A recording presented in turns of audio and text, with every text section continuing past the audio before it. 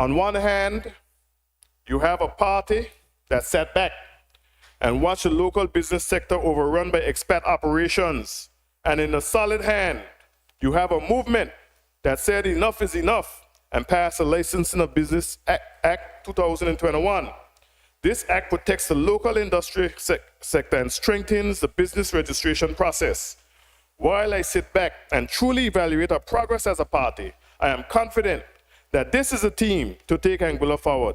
This APM team is the right team, end of quote, by the Honorable Kyle Hodge. And he said that because he recognized what had occurred in the past and what we're doing to right the future.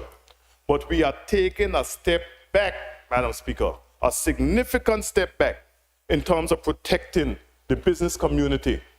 I know that there are members in this House who have been reached out personally on the Gulf Coast, Madam Speaker, down at Aurora, that how this is going to significantly impact investments and reinvestments and upgrades to these establishments. And I know the single Illinois member, Madam Speaker, Mr. Joseph Vanderpool, spoke a lot about .ai and the revenues that are going to be generated to government coffers about .ai. And that is true.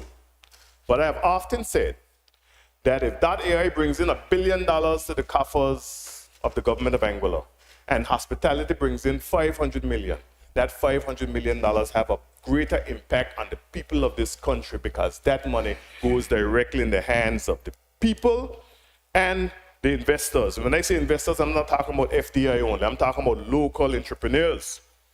And this is something that we have to recognize. Madam Speaker,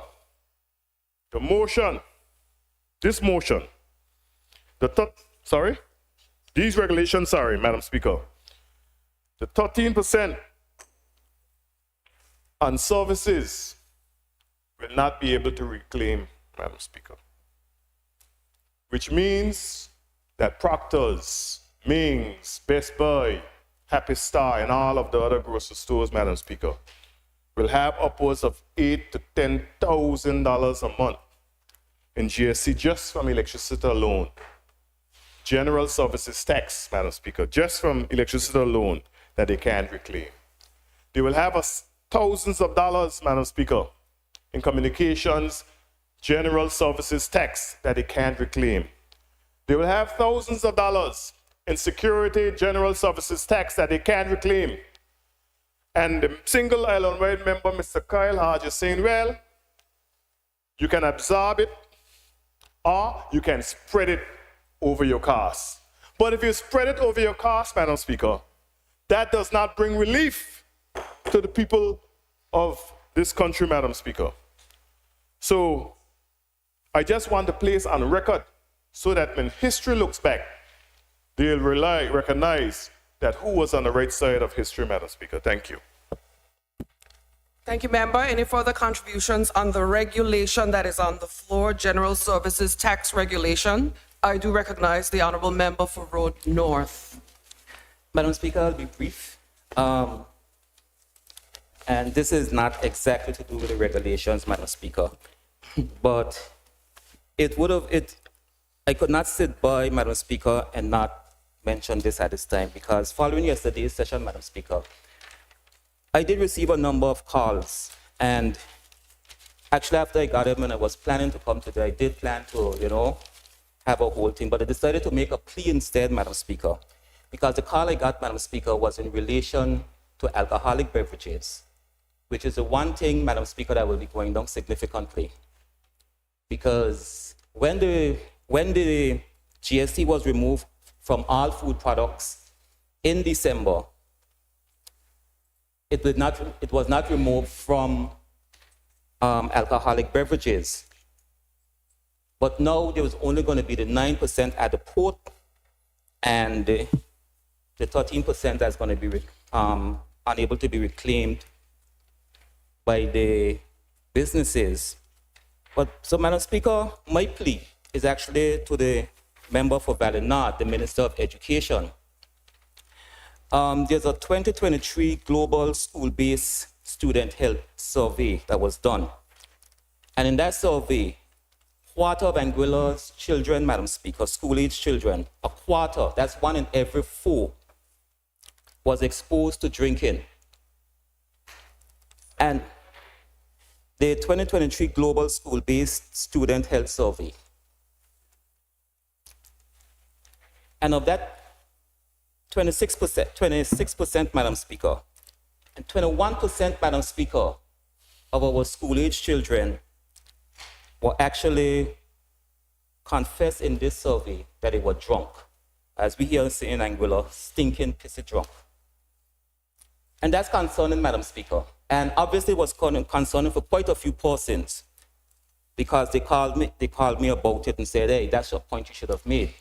So I am appealing publicly to the member for Valley North, Minister of Education, plead with your cabinet. And I know the reason given to me was that the restaurants complained that, hey, this is a big revenue earner and they don't want the cost to go up. So they would love for the duties and everything to come down on alcohol. But Madam Speaker, the Honorable Leader of the Opposition, he also spoke about all the health issues we are having through the drinking of alcohol. So I got up not to make it a public issue, Madam Speaker, because this is one of those things when I feel it's just an Anguillan issue, Madam Speaker, that's going to concern all of us in the long run, that's going to affect us, affect our children especially, Madam Speaker. And I know we can say, oh, children not supposed to go and buy alcohol because it's in the stores, but we have to be real. We know there are ways for them to get it. So let's not make it easier by making alcohol cheaper. And that's all I wanted to add, Speaker. Thank you. Thank you, Member. Are there any other contributions to the General Services Tax Regulation 2025? The Chair recognizes the Honorable Member for Valley North. Thank you very much, Madam Speaker. Madam Speaker, I rise in support of these regulations, Madam Speaker. And I want the general public to be reminded, Madam Speaker, that any goods that were and services that were zero rated and exempted prior to August 1st will remain zero rated, Madam Speaker, and these regulations also speak to that. I know that there were a number of individuals who were concerned about the fact that 9% would now be added, and some persons didn't know that anything that was zero rated or exempted before will remain zero rated. So there's no expectation that those things will increase, Madam Speaker. Madam Speaker, in response, if you allow me to the member from Road North, I appreciate your plea. And I think we are all concerned about alcohol consumption in this country.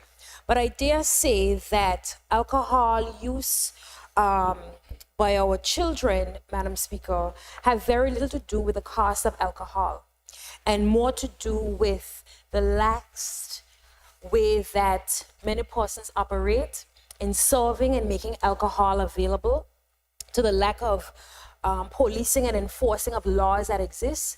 We know that the legal drinking age is 18, Madam Speaker. And so we have a larger problem because we do have a law that prevents young people from consuming alcoholic beverages. So I think the way to address the issue of underage drinking, Madam Speaker, is to address it head on by ensuring enforcement, by ensuring that businesses ask for identification when persons come in to purchase alcohol, whether that is late night bars and clubs. Persons who have late night bars and clubs need to also be enforcing these things, Madam Speaker. But also, Madam Speaker, in closing, I find it very, very interesting that both the member from Island Harbor in the debate on Tuesday and the member from Road North have indicated that alcohol is going to go down significantly. I found that very interesting because both of them are saying essentially that with our GST relief plan, alcohol will drastically decrease. But they're saying that the cost of goods will not. So I'm confused. It can't be both. Because if alcohol is decreasing significantly, why are the other goods that are also going to only attract the 9% and lack the compounding not going to go down? That seems very strange to me, Madam Speaker, that only alcohol is going to be reduced, because I want the general public to understand that we have not necessarily gone about specifically making alcohol cheaper.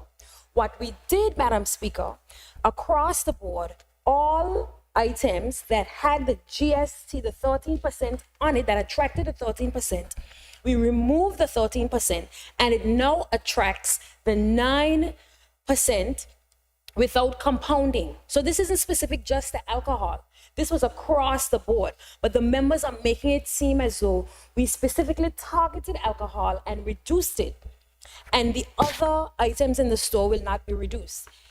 It's either that all the items will be reduced significantly, Madam Speaker, including alcohol, or they won't, Madam Speaker. Thank you very much.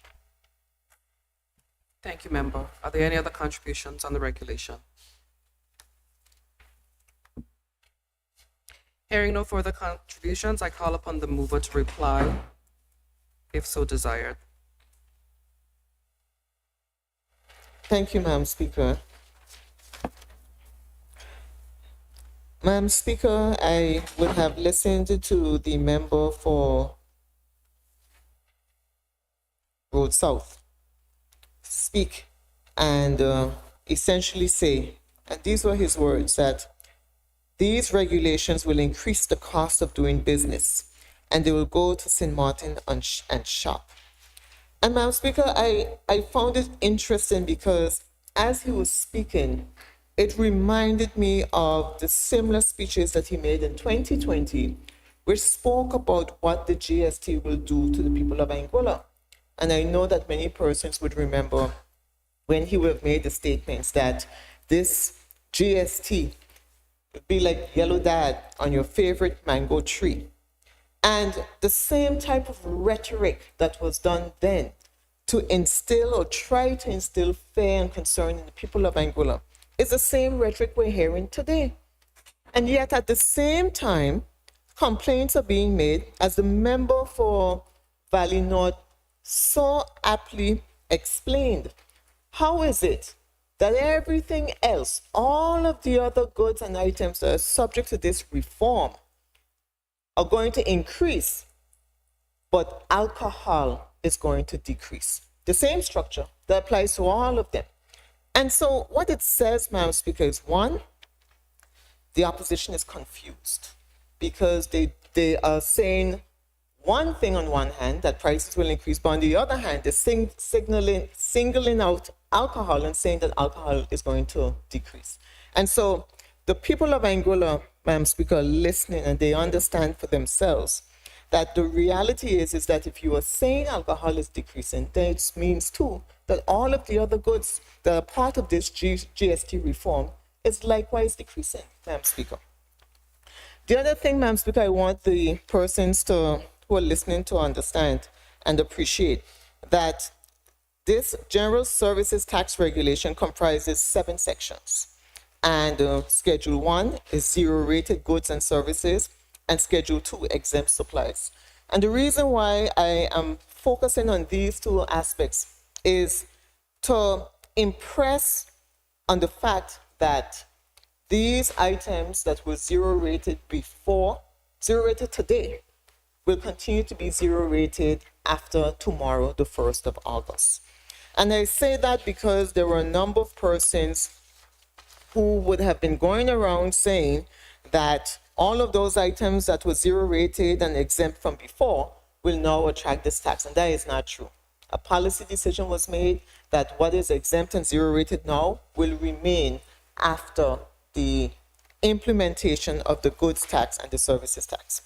And one final point, Madam Speaker, is that I heard the member for Road South speaking about introduction of 2 new taxes, and the reality is that while these 2 new bills are being presented or were presented before the House, they represented a reform to the goods and services tax.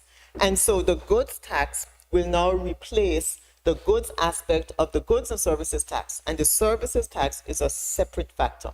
And so, Madam Speaker, the member for the Single Island White member, Honorable Joseph Antpool, is not here, but we will have all remembered or recall his presentation made earlier this week, where he would have confirmed the fact that there is a firm policy decision and steps being taken to address the high cost of electricity in Anguilla through the implementation of renewable energy. And once that comes through, Madam Speaker, then we will see significant reduction, because the reality is that the largest issue that some persons in the community are complaining about is the electricity costs, and those will be addressed in short order. Thank you, Madam Speaker. Thank you, Honorable Member. It has been moved and seconded and debated that the motion 13 of 2025, approval of General Services Tax Regulations 2025, be approved. Those in favor, say aye. Those opposed, say no. The ayes have it. The motion is carried. Motion 14 of 2025, 1/13 HOA, approval of integrated customs tariff amendment regulations 2025. Honorable members, you have on your order paper the second motion of the day, motion 14 of 2025. Please be guided that the similar time allocations will also apply to this, as it touches and concerns the substantive legislation that has already been debated. I call upon the mover to present the motion. Thank you, Madam Speaker. I beg to move the motion 14 of 2025, approval of integrated customs tariff amendment regulations 2025. I call upon a seconder. Thank you, members. Honorable Member for Sandy Hill, you may proceed with presenting the motion. Thank you. Madam Speaker, these regulations are being made by the Governor and Council under Section 76 of the Customs Act as a result of the passage of the Goods Act on Tuesday, 29th July 2025. The following chapters of the Customs Act are being amended: Chapters 2 through 13, Chapters 15 through 22, and Chapter 24. These amendments are being made to remove 13% from various items in the chapters and replace with 0%. This aligns with the provisions of the Goods Act, which removes GST from the following sectors: wholesale, retail, manufacturing, and restaurants.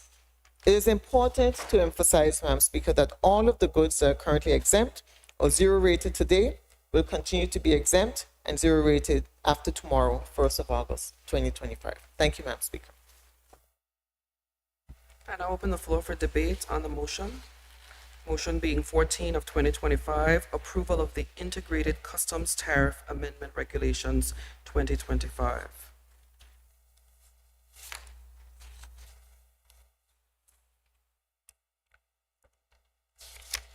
Hearing no further contributions to the motion, I don't suspect that the mover would wish to reply, as there was no comments.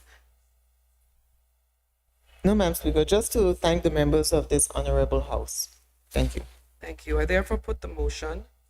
It has been moved and seconded that motion 14 of 2025, approval of Integrated Customs Tariff Amendment Regulations 2025, be approved as a motion of the House, as regulations. Those in favor say aye. Those opposed say no. The ayes have it. The motion is carried. Motion 15 of 2025, 1/13 HOA, consideration of the medium-term economic and fiscal plan 2026 to 2028.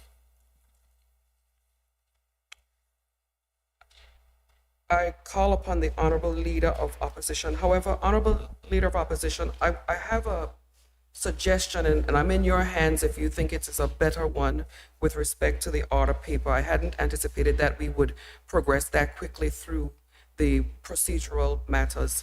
There is one other procedural matter on the order paper, and I'm only raising it because if you start your debate now, it will cut into the lunch period, and I tend, as a debater myself, I tend that you sometimes lose momentum. So I'm wondering if you'd rather start all of the debates on your motion after the lunch hour and complete the procedural matters, which is for the Honorable Acting AG to complete the Public Order Amendment Act, only because it's administrative and not really contentious. If you think it is a sensible idea, we can proceed in that vein. If you rather start your motion, you can present your motion now.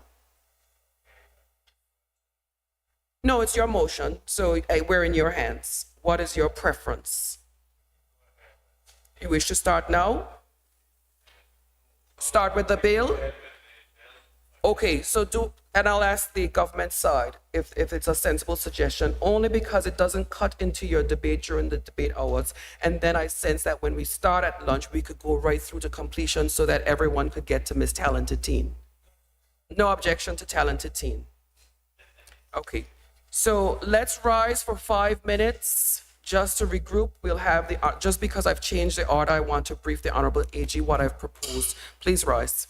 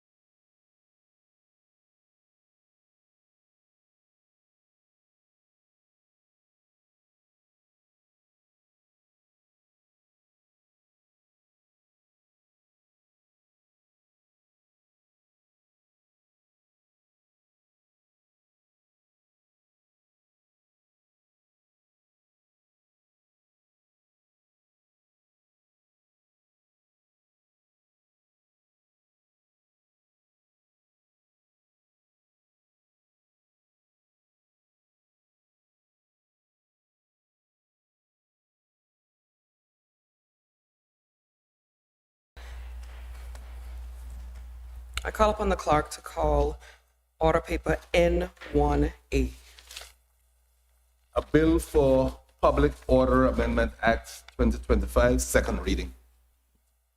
I call upon the Honorable Acting Attorney General.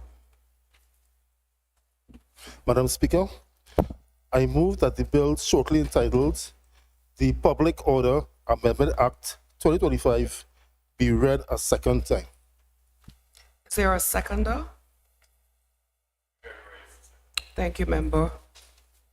Proceed, Honorable Acting Attorney General. Madam Speaker, the short title of the act, the objects and reason, is that the bill amends the Public Order Act to make provisions related to the carnival period. It allows the governor and council to issue regulations controlling the wearing of masks and other activities relating to carnival. So this bill only covers the carnival period, which is as opposed to throughout the year. What it seeks to do is to control the wearing of masks, as the wearing of masks has given the increase in gun crime, and the fact that the offenders tend to wear masks is an attempt to control that activity. In other words, people wearing masks during this period, they won't be, people would not be allowed to wear masks. So what it does, it amends the Public Order Act to bring this into the carnival period, and there will be a regulation will be passed, which actually will set out how the law is being implemented. It's as simple as that, my lady. Thank you, Honorable Acting Attorney General.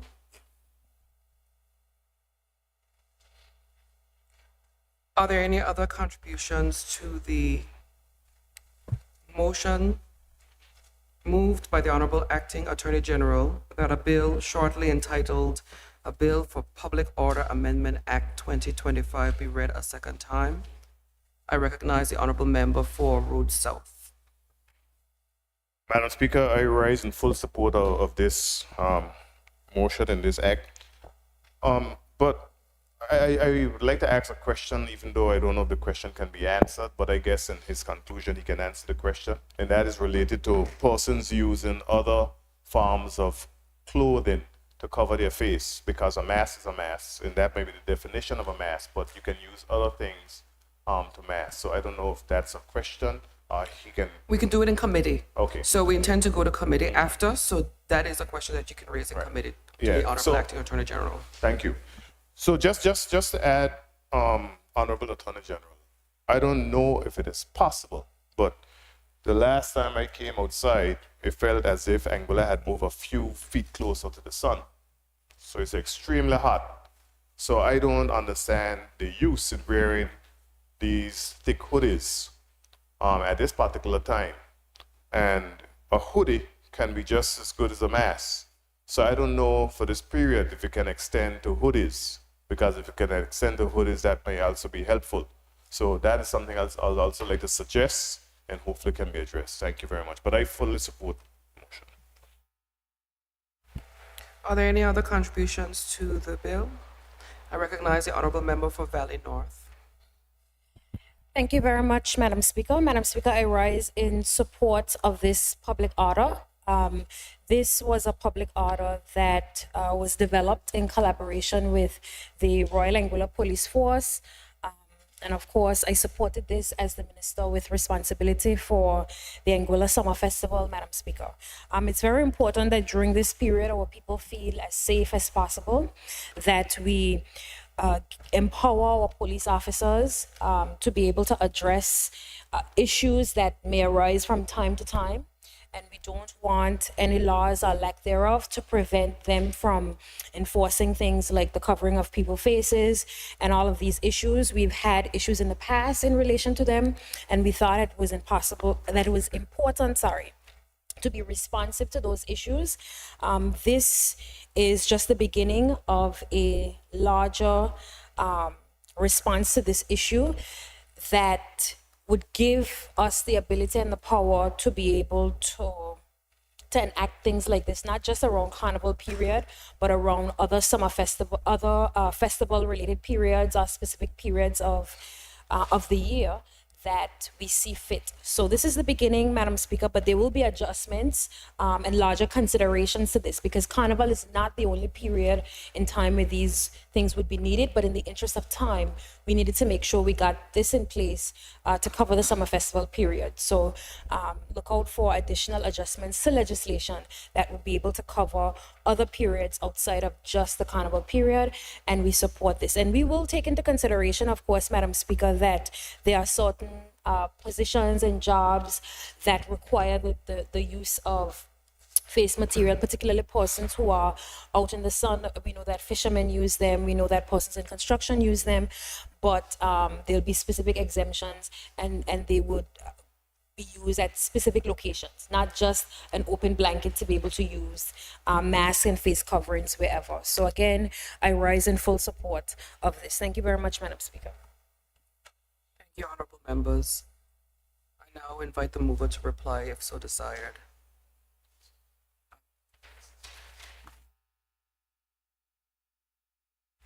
I took it that no one else indicated that they wanted to contribute on it. And if I'm correct, I'll ask the mover if he wishes to reply, failing which I will put it to the vote.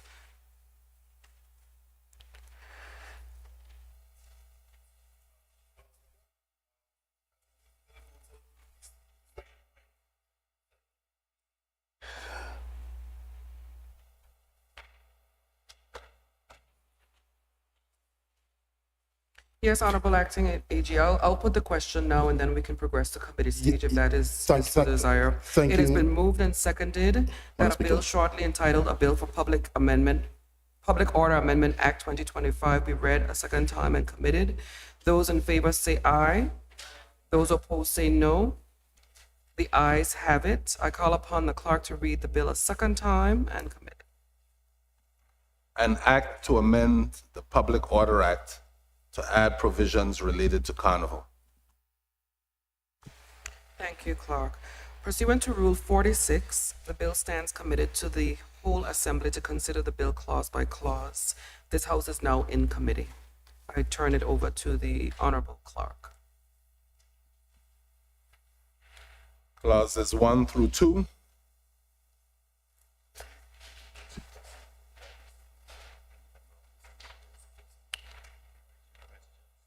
Member for Road South, we're now in committee. And I think the clerk was indicating to you that this would be an opportunity in the forum for you to raise any questions that you have of the Attorney General acting. The clerk has read clauses 1 to 2. Are there any questions, concerns, amendments in respect to clauses 1 to 2 of the Public Order Amendment Act 2025? Thank you, Madam Chair. I think I raised it in my presentation, and hopefully I take a note of that in terms of the hoodies, in terms of using other type of materials, whether it's a shirt, whether it's cloth, and so forth, to create masks. And I know persons are trying to make the excuse, oh, the sun, but trust me, wearing a hoodie in the sun is a lot hotter than wearing a t-shirt in the sun. And again, just a definition, because persons can use a number of different things as masks, including wearing a helmet. A full face helmet. I have actually take note of it. Yeah. I have taken note of what you said, and again too is the regulations that will spell out everything. Thank you for the clarity. Member for Road South, are you satisfied with the clarity? I put the question that clauses 1 to 2 stands part of the bill. Those in favor say aye. Those against say no. The ayes have it. Clauses 1 to 2 stands part of the bill. Clauses 3 through 4. I put the question that clauses 3 to 4 stands part of the bill. Those in favor say aye. Those opposed say no. The ayes have it. The title and the enacting clause. I put the question that the title, Public Order Amendment Act 2025, and the enacting clause stands part of this bill. Those in favor say aye. Those opposed say no. The ayes have it. This House now resumes its sitting. I call upon the Honorable Acting Attorney General to report. Madam Speaker, I beg to report that the Public Order Amendment Act 2025, a bill has passed through committee stage without amendment and is ready for its third reading. Call upon the clerk. A bill for Public Order Amendment Act 2025, third reading. The question before the Assembly is that the bill shortly entitled Public Order Amendment Act 2025 be read a third time and passed. Those in favor say aye. Those opposed say no. The ayes have it. Bill read a third time and passed. An act to amend the Public Order Act and to add provisions relating to Carnival. Order that the bill be now passed and the title declared as a bill for Public Order Amendment Act 2025. Thank you, members.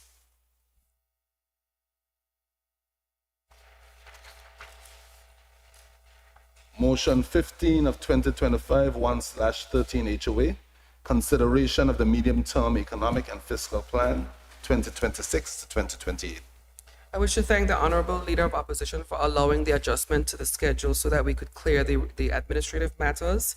And in respect of motion 15 of 2025, this is an appropriate time to begin. And I've allocated 5.5 hours to debate this because I recognize that it is a very detailed fiscal policy. But I also have the proviso that I've allocated 5.5 hours to debate in accordance with 56(4), which I read for the record, a member must confine his or her observations to the subject under discussion. It means, Honorable Leader of Opposition, that I too had to stay up and read, because if it is that we're debating it, it means that we're debating what it is in the policy. So we're all prepared to proceed on your motion. It means as well that the 5.5 hours will be allocated to about 30 minutes per contribution. We'll start now and we'll see how far we get before the lunch break at 1 p.m. Please proceed, Honorable Member. Thank you, Madam Speaker. Good morning to you. Good morning to members of the House, the staff, chaplain, officers, members of the gallery, to Anguillians here and abroad who are following these proceedings. Madam Speaker, I also would like to thank you and the clerk for allowing this opportunity for consideration of the medium-term economic and fiscal plan 2026 to 2028, because it was presented as a paper on Tuesday, and there was no way that we could have had this discussion unless your willingness to allow us to come in with Rule 32. So, Honorable Leader, what I'll ask is if you can go ahead and move the motion on the record, just because we hadn't had it, and then we'll get a seconder, and then you can proceed.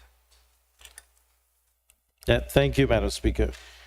Madam Speaker, I beg to move that motion 15/2025-113 HOA, consideration of the medium-term economic and fiscal plan 2026 to 2028,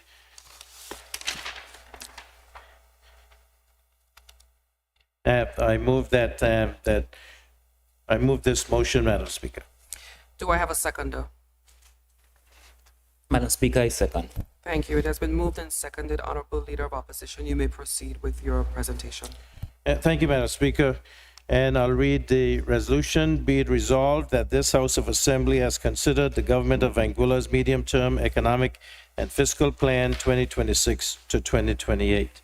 And again, thank you, Madam Speaker, for allowing us to consider the medium-term economic and fiscal plan. The goal of the opposition, Madam Speaker, is to keep government accountable. And this is done through the Public Accounts Committee and through our deliberations here in Parliament. And so it's always good when we're given that opportunity. We do know that medium-term economic and fiscal plan 2026 to 2028 is a significant document. And the review of Government of Anguilla's strategic plan and priorities. And this gives us an opportunity, Madam Speaker, to analyze this plan, priorities, and alternative scenarios. Having made this presentation in the past, Madam Speaker, I'm familiar with the need for discussion about this because this is what determines how Anguilla goes and how its fiscal policies affect its financial and fiscal space for 3 years. Madam Speaker, this was instituted by the Fiscal Responsibility Act 2013. This established binding fiscal targets to promote debt sustainability and macroeconomic stability. In 2025, Anguilla is projected to achieve full compliance with all the benchmarks of the Fiscal Responsibility Act for the first time, reflecting strong revenue performance and disciplined fiscal management. And this was done, Madam Speaker, through efficient public spending, infrastructure development, and prudent reserve management. In July of 2024, the governor of the Eastern Caribbean Central Bank, Madam Speaker, when he was in Anguilla for the changeover of the chairmanship of the Monetary Council, he commended Anguilla for positive economic growth of 8.2%, while other members of the ECCU averaged 4.5%. Countries with more mature economies, more diverse economies, Madam Speaker. And so I am proud of the former APM administration, the dedicated, hardworking public servants, especially those in the Ministry of Finance, and the people of Anguilla who made the sacrifices which were necessary, Madam Speaker, to get us to this point, what we can describe and state as financial independence, Madam Speaker. Madam Speaker, the economy is projected to maintain steady growth, underpinned by large investments in public infrastructure, sustained tourism, strong fiscal revenues driven by expansion of domain name registrations. And it is good to see that tourism remains the backbone of Anguilla's economy, because we have heard in the past, Madam Speaker, about diversifying totally away from tourism, which I think would be detrimental and would destroy Anguilla's economy. Madam Speaker, we have tourism projects which will increase the number of beds, marina development, airport development with increased airlift. While the medium-term 2026 to 2028 economic outlook is favorable, the increase in gun crime and violence, Madam Speaker, present risk to our security, to stability, and to Anguilla's reputation. Inflation is of concern, mostly due to geopolitical tensions, cost of fuel, shipping costs, supply chains, tariffs, and trade. We do know, Madam Speaker, in reading the medium-term economic and fiscal plan, which I can refer to as the MTEF, Madam Speaker, with your permission, 2024 ended with a surplus. Recurrent revenue, $464.95 million. Budgeted was $404.01 million. Recurrent expenditure, after supplementary budget to support the integration of the Health Authority of Anguilla and the Water Corporation of Anguilla into central government, was at $313.56 million. These decisions, Madam Speaker, to integrate the Water Corporation of Anguilla and the Health Authority of Anguilla, improve the functioning of these two entities, which were essential, and enhance oversight and accountability. This, Madam Speaker, is prudent fiscal management, righting the wrongs of the past, Madam Speaker, bold and decisive government and governance. The first half of 2025 has shown shortfalls in revenue and collections, except in the .ai revenue, Madam Speaker. Now, the single island-wide member, Mr. Jose Vanderpool, on Tuesday gave a lesson on causation and correlation. I would postulate, Madam Speaker, that the shortfalls in revenue are directly caused by the results of the 2025 elections in February. Madam Speaker, I'd like to comment on the .ai process because there seems to be some confusion. The member for Sandy Hill said that with the upward trending in the revenue, the management could have been kept local. Madam Speaker, a meeting was held with the local manager in late 2020, and a request for bids was put out in early 2021, prior to the increased popularity of ChatGPT, which was mostly in 2022. This process was then managed through the procurement, Madam Speaker, and neither the then minister, the single island-wide member, Mr. Kyle Hodge, or I, as Premier and Minister of Finance, could interfere in the procurement process once it started. And I'd like to state that in hindsight, it was a good decision to outsource the management of the .ai domain name registration, Madam Speaker. Madam Speaker, the MTEF noted that the overall expenditure patterns reflect disciplined fiscal management, and also the government maintained the policy of operating without overdraft borrowing in 2025, indicating stronger liquidity management and a commitment to sustainable fiscal practices. Madam Speaker, I would have outlined on Tuesday the record of the Anguilla United Front in fiscal management. In terms of capital expenditure, Madam Speaker, it is happy to know, and as reiterated in the medium-term economic and fiscal plan, that the government will continue the Clayton J. Lloyd International Airport development, including the runway extension. They will continue the TVET Center at Campus Q and complete the second classroom block at the Vivian Banterpool Primary School, Island Harbor. It would have been good also to get assurances that the steel building at the Island Harbor basketball court, which is privately funded, would be allowed to continue, as well as work on the two buildings next to it for the community center, the Arts and Crafts Center, and the Marine Heritage Museum. Investments in our youth are paramount, Madam Speaker. And we can postulate and pontificate as much as we want and make as many trips as we want, unless we take care of our youth and meet their needs and make them not feel disenfranchised, we'll continue to have the issues that we are encountering today. Madam Speaker, CCTV. We recently celebrated, the governor had an invitation down to Government House to celebrate receiving an award for the Joint Emergency Control Center.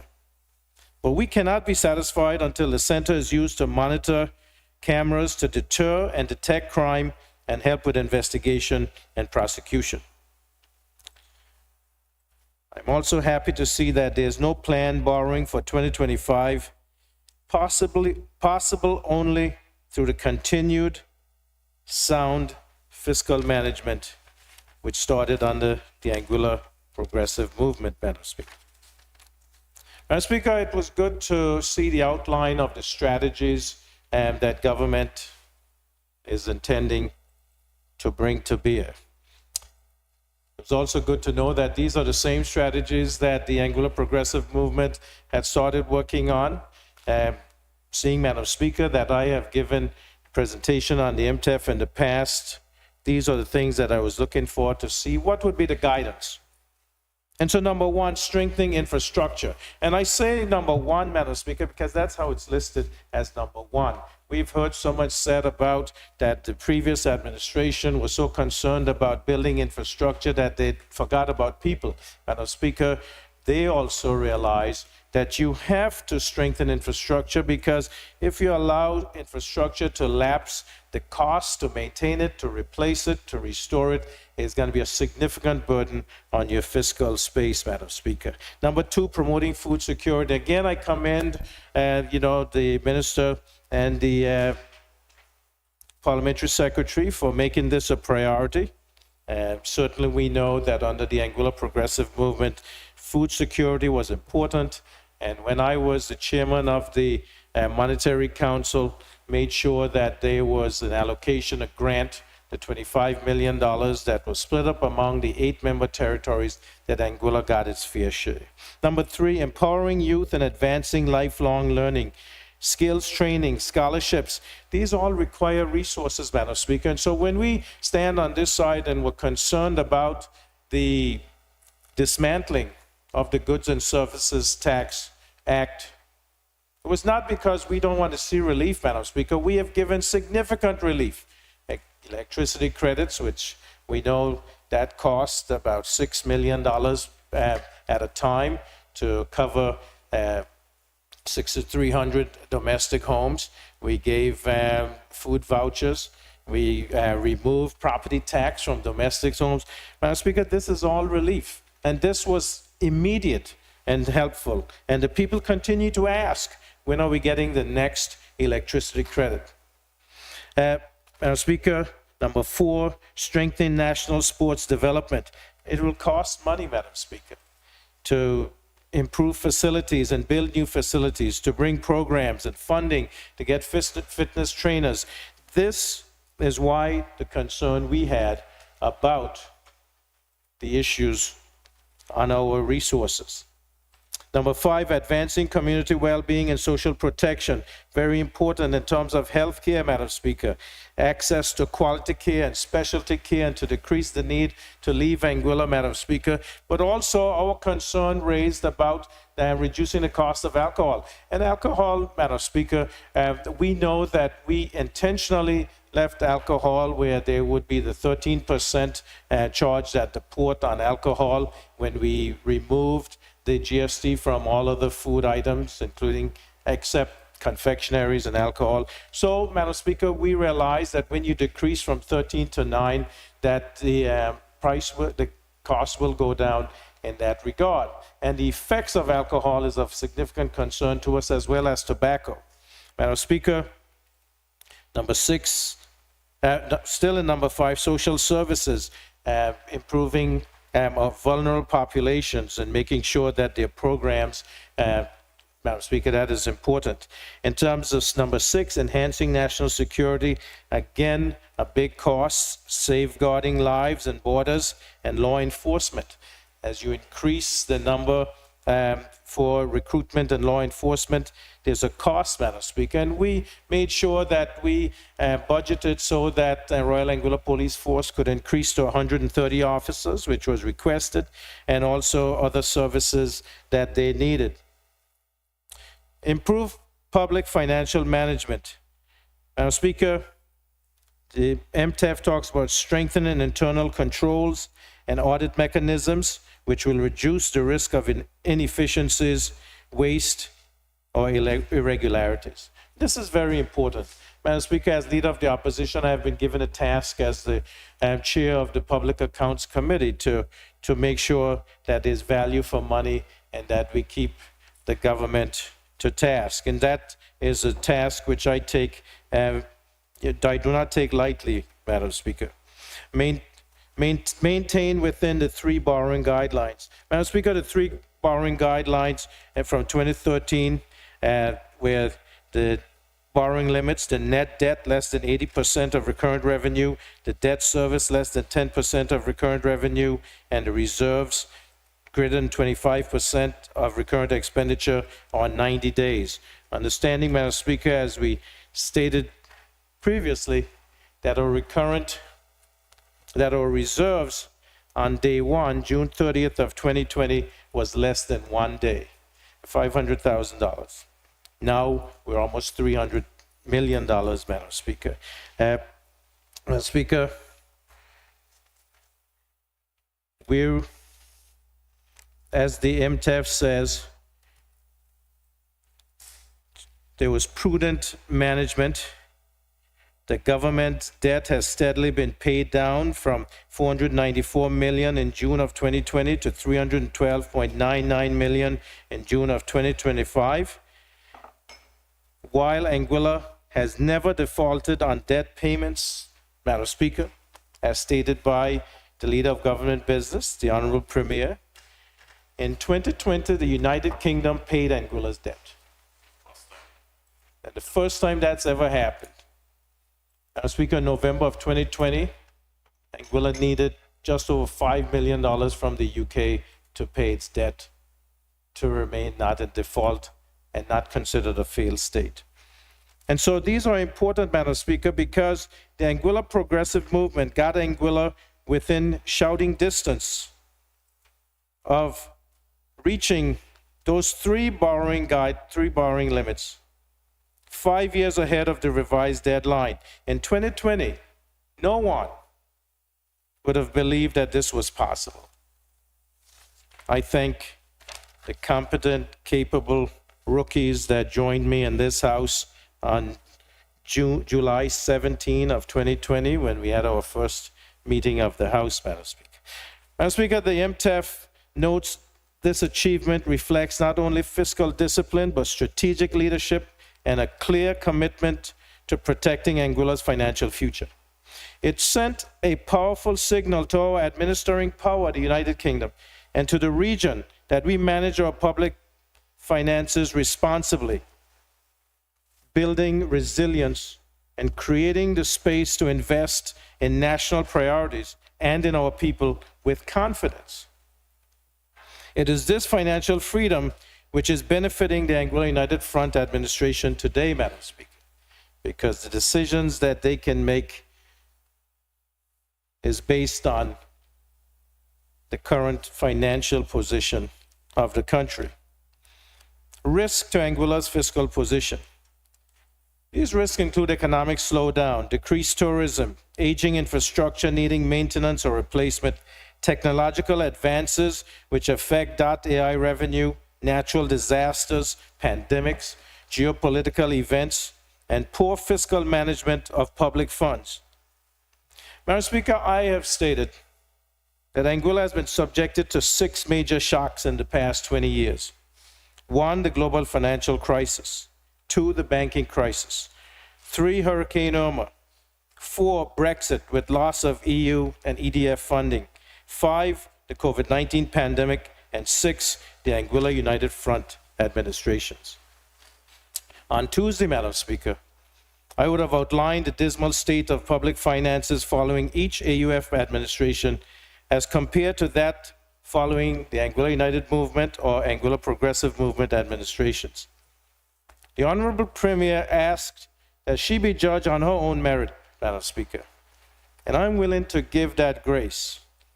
But it's difficult for me to square that circle, seeing that this administration has some of the same advisors as prior AUF administrations. Madam Speaker, let us pray that the medium-term economy remains positive, and there continues to be prudent fiscal discipline, strategic leadership, and clear commitment to preserving Anguilla's financial independence. I thank you, Madam Speaker. Honorable Member, thank you for your contribution. I invite the floor for any other contributions in respect of Motion 15 of 2025, the consideration of the medium-term economic and fiscal plan 2026 to 2028. Are there any other contributions? I recognize the Honorable Single Island-wide Member, Mr. Jason Bryan.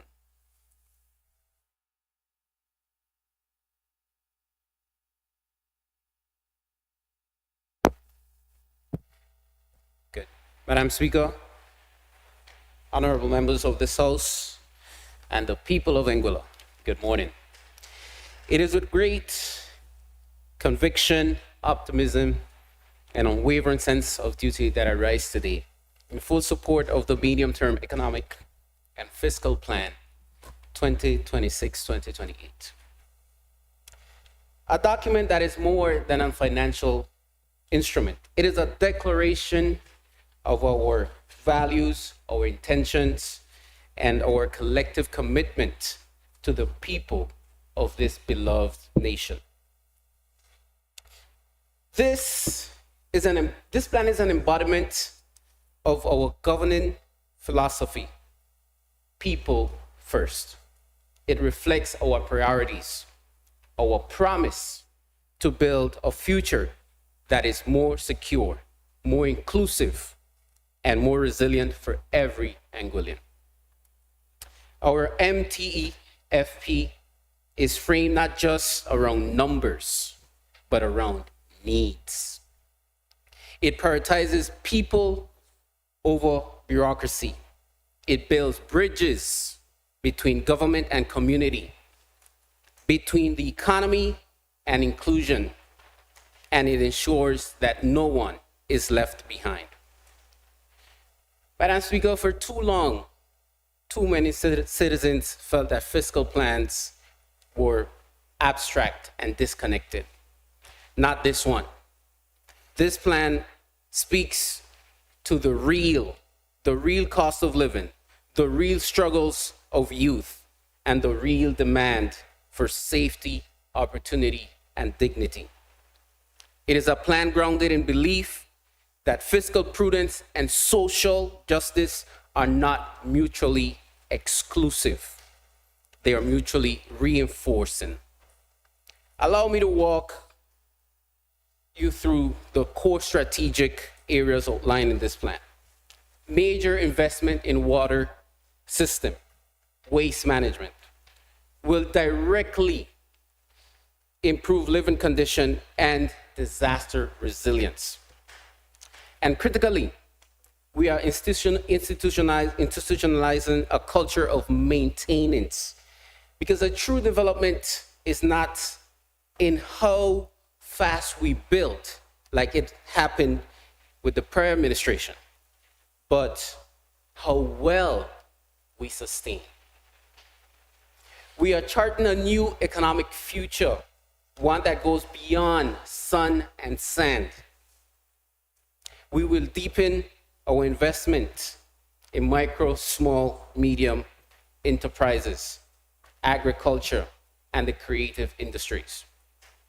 We are pushing for food security with agri-tech, support and long-awaited agriculture bill. We are positioning Anguilla as a hub for digital innovation, powered by the global reach of the AI domain. And through restructuring, no society prospers if its youth are idle. This plan responds to that truth.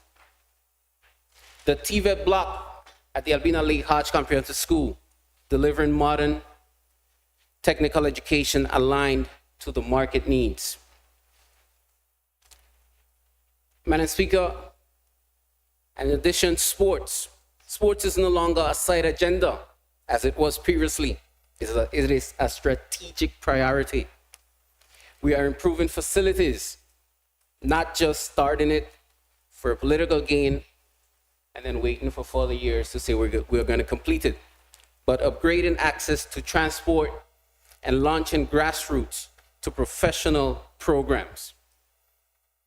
The new national uniform will proudly represent us at CARIFTA, the OECS, and beyond. And then you have the sports complex at the Campus Q that will also bring great pride to our sports in Anguilla. Our goal is to ensure every child with talent has a path at glory, not just abroad, but right here on Anguillan soil. We cannot fund this vision on hope alone. We are funding it through smart reform. Effective August 1st, GST will be removed from food. It will be replaced by a split structure, a general service tax and a goods tax on imports. This structure will relieve pressure on families, small businesses, while preserving revenue integrity. Yes, we anticipate a temporary or shortfall reduction in approximately 46 million. But strengthen non-tax revenue, tight expenditure control, and ongoing procurement reform will ensure balance is preserved. We are not here to spend recklessly. We are here to invest wisely. And I will repeat myself. We are not here to spend recklessly. We are here to invest wisely. Madam Speaker, we cannot ignore the risk ahead. Global trade tensions, climate shocks. And while I use the word shock, the member for Island Harbor said that one of the major shocks of this nation within his list is the AUF administration. But I wonder if it was the same when they came up to the decision of the GST in their time, because that was a major shock.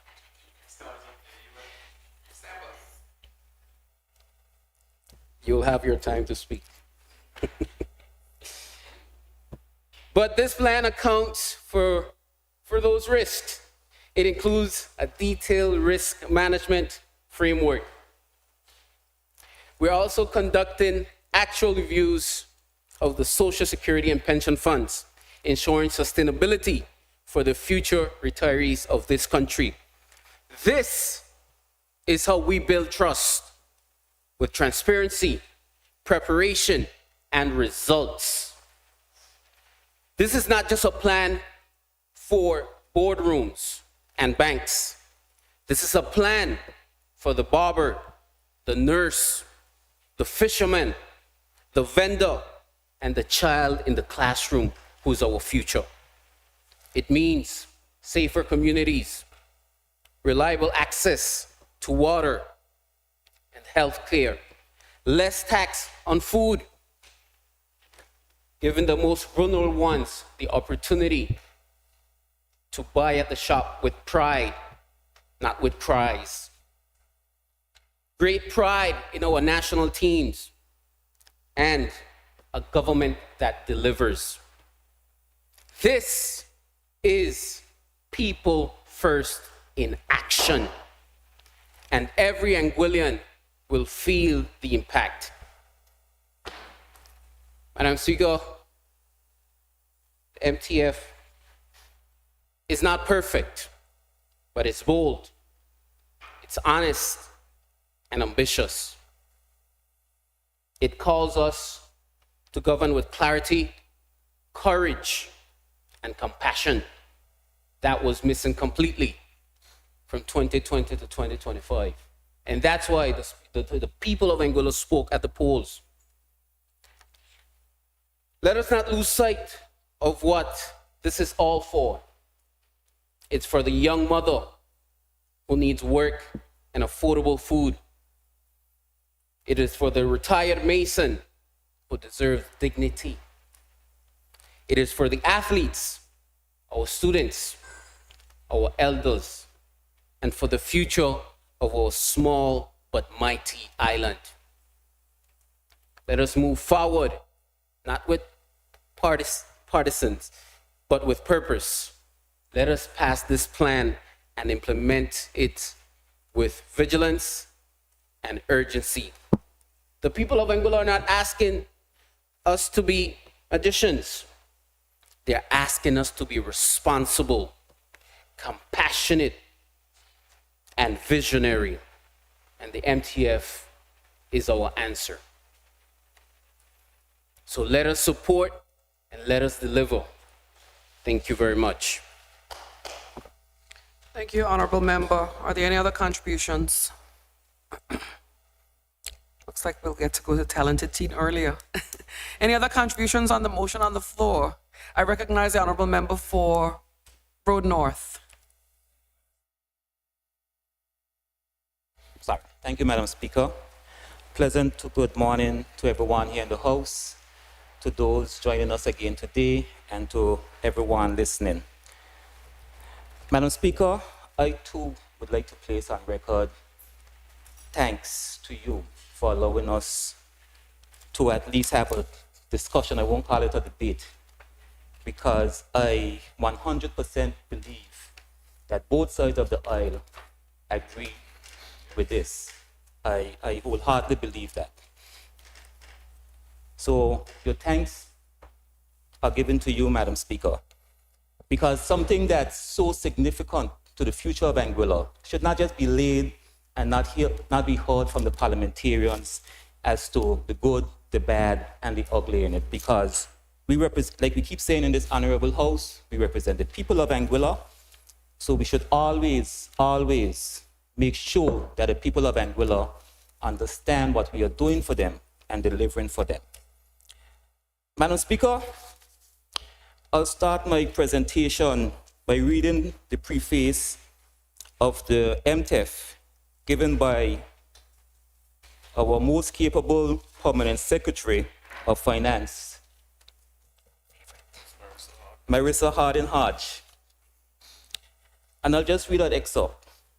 The MTEF comes at a critical juncture. For the first time since the enactment of the Fiscal Responsibility Act, Anguilla is forecasted to be fully compliant with all the borrowing ratios outlined in the accompanying fiscal framework for sustainable development within the fiscal year. This milestone is a proud moment achieved through discipline, policy reform, and stronger than expected revenue performance. But it also demands caution and a renewed focus on ensuring that hard-won gains are preserved and translated into meaningful, measurable outcomes for the people of Anguilla. Madam Speaker, that statement is so profound, because that statement is not from someone seeking political office, but someone who's tasked with making sure that documents like these are produced through a non-political lens. And they always are, because I've stated, Madam Speaker, time and time again, we have some of the best technical persons in the world working with us. Their advice is always, always invaluable.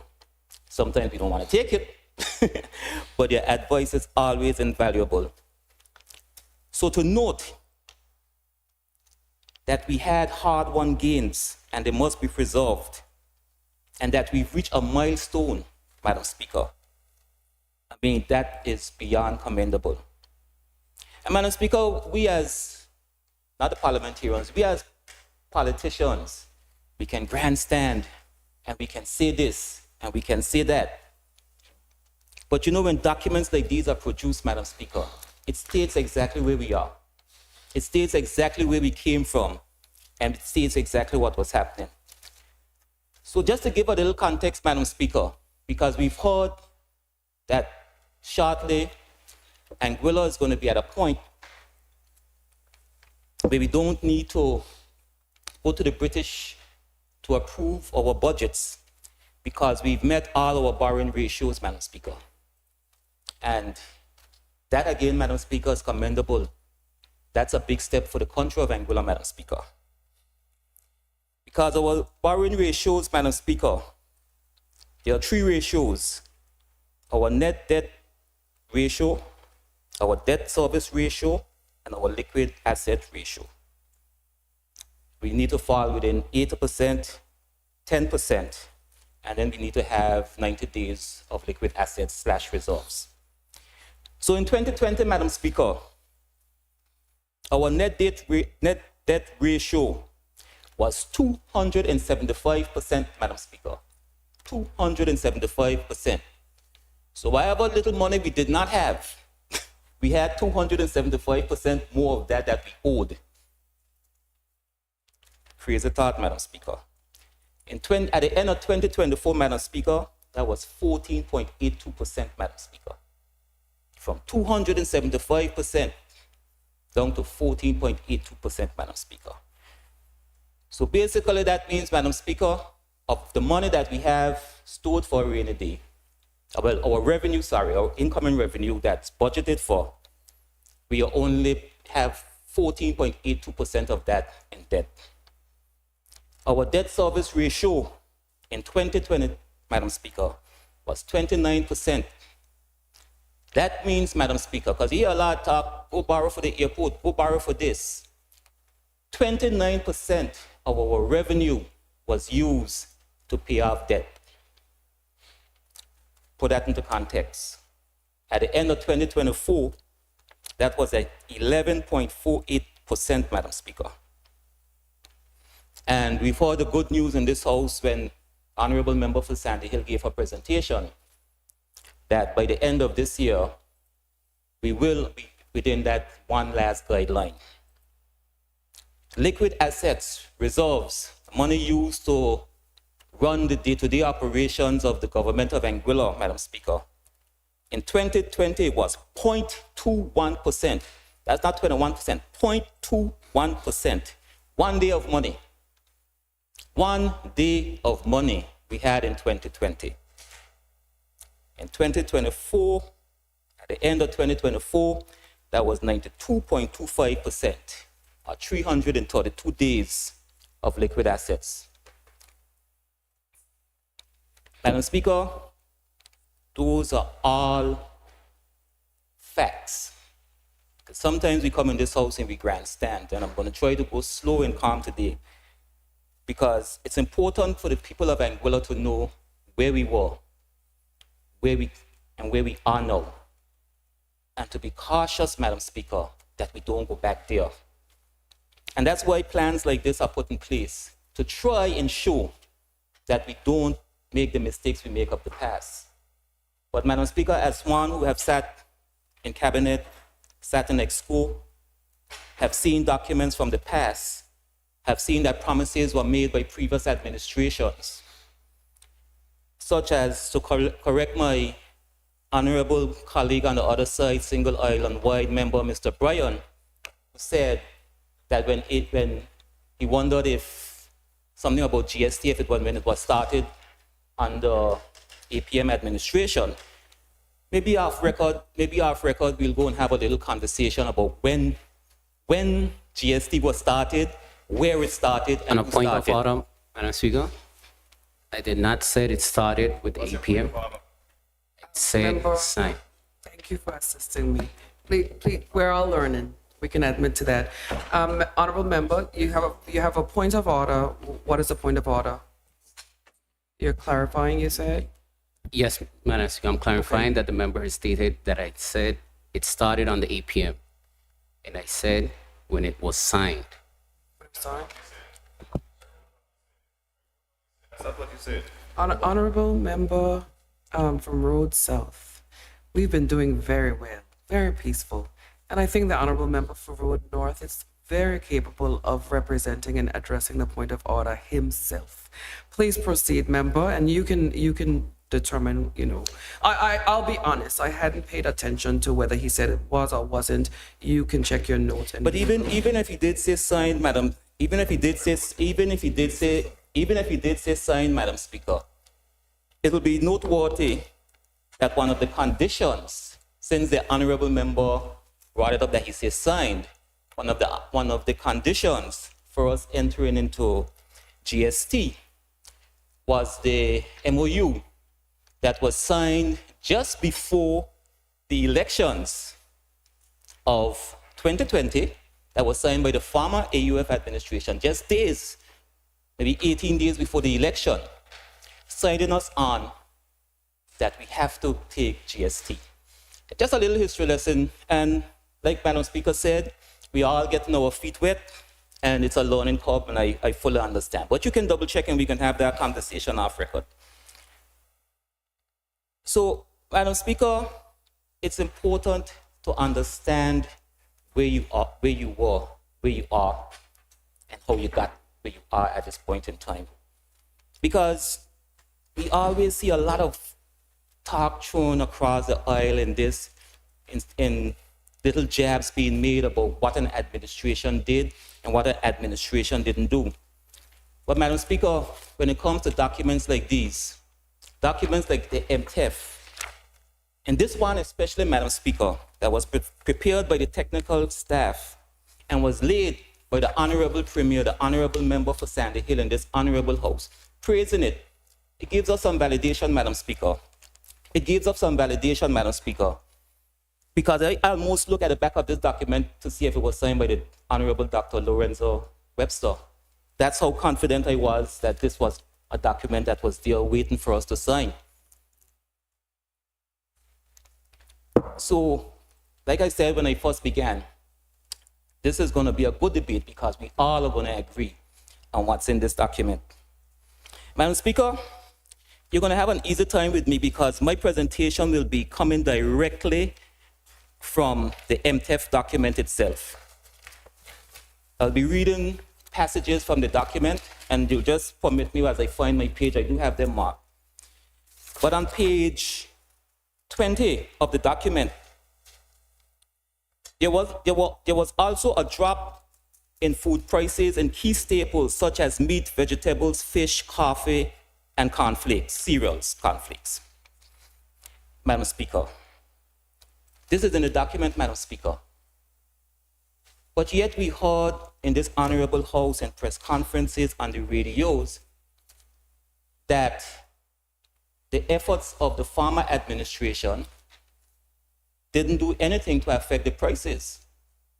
But yet in this document, and I remind the people of Anguilla that this document was prepared by the good technical staff in the Ministry of Finance and was laid in this honorable house on Tuesday by the Honorable Premier, member for Sandy Hill, where it said there was also a drop in food prices in key staples such as meat, vegetables, fish, coffee, and cereal. It goes on to say, though, also, across major expenditure categories, prices remain broadly unchanged. Key sectors such as food and non-alcoholic beverages, transport, housing and utilities, and restaurant services all reported flat quarterly movements. To note, for residents, this period of price stability has helped contain cost of living pressures, even as inflations in other parts of the world remains most volatile. Again, Madam Speaker, this is in a document. This is not coming from Prince. This is not coming from Merrick. This is in this document, Madam Speaker. So when the farmer administration was doing its best to keep things afloat in this country and make sure that it wasn't passed on to the everyday Anguillan, you keep hearing the complaint, oh, they're killing the people, they're killing the people. But this document is saying everywhere else in the world it was volatile. But we here in Anguilla, we kept it stable. And this was in 2024, when the APM administration was in power. So when we made decisions to remove GST off food, and we made decisions to put in a maximum price order, and we made decisions to remove GST off fuel, and remove duties off fuel, and we made decisions not to give handouts, but to give back electricity credits to the homeowners of Anguilla, and to give food vouchers for our seniors. This document is saying, Madam Speaker, that it had a positive effect on Anguilla, because in a volatile world, Anguilla remains stable. And Madam Speaker, I'm going to keep saying it, and please don't sanction me for being repeating myself, Madam Speaker. But this is a document prepared by the good folks over at the Ministry of Finance and was laid in this honorable house by the Honorable Premier, the member for Sandy Hill. Madam Speaker, what is also to note in the document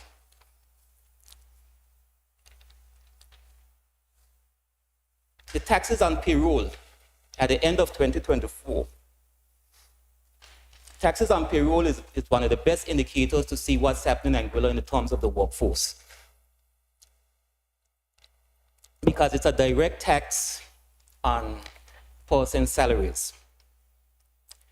So in the budget, at the end of the budget in 2024, taxes on payroll $25.2 million was budgeted for.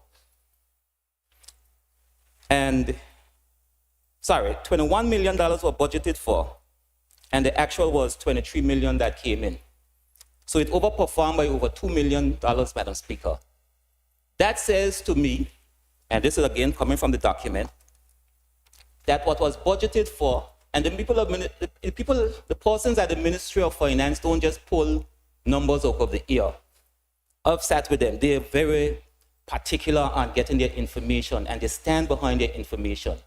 So when they run their numbers and they look at trends and what was happening, they were saying, in terms of employment and workforce, they want to get $21 million. But in a volatile world, Anguilla remained stable and the workforce actually overperformed. Madam Speaker, GST in 2024, $183 million was budgeted for, collected $193 million, over $10 million over the budget. And Madam Speaker, we could say a lot of things about GST. And a lot of things has been said about GST.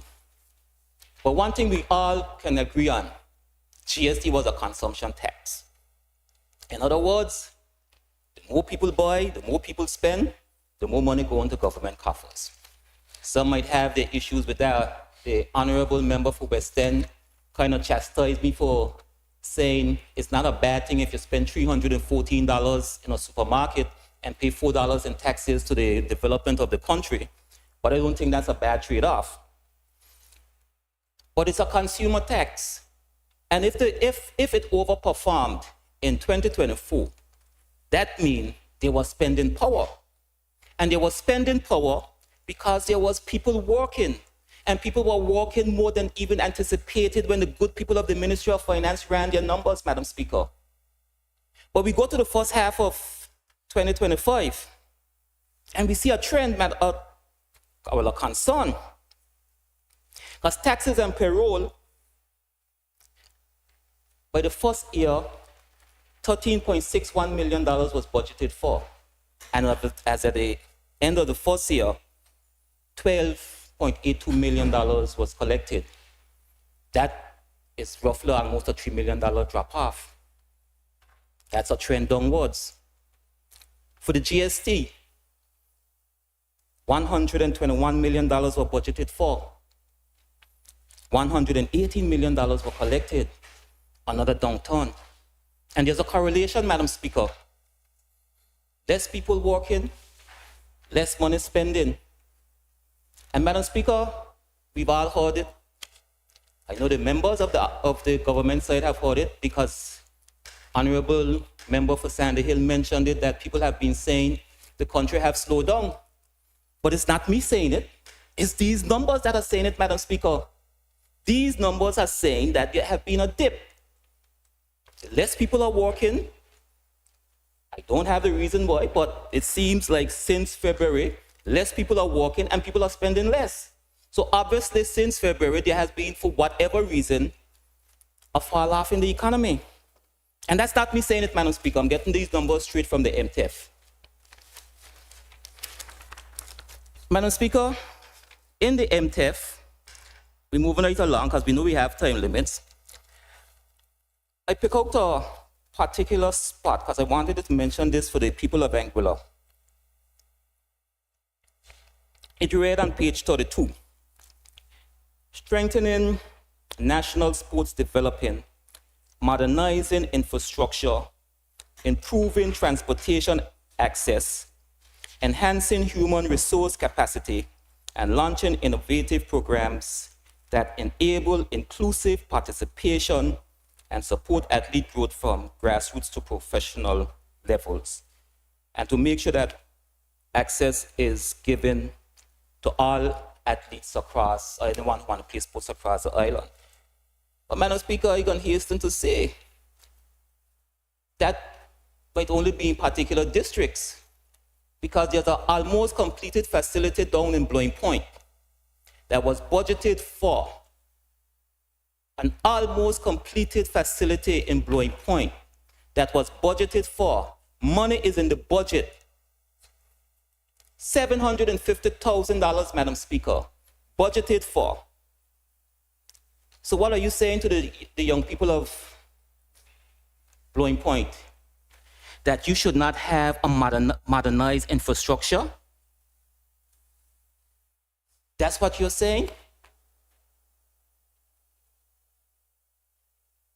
What are you saying to the children, the young people in Island Harbor, where there's a facility that private donors have come forward with, and a stop has been put on that project?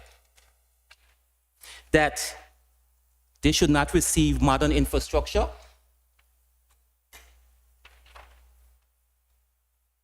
I have an issue, Madam Speaker, when one thing is said and another is done. And maybe everybody didn't read everything in the document, but I'm assuming those responsible for this section, the minister who's responsible for this section and whoever else would have looked, and they should have said, no, take it out.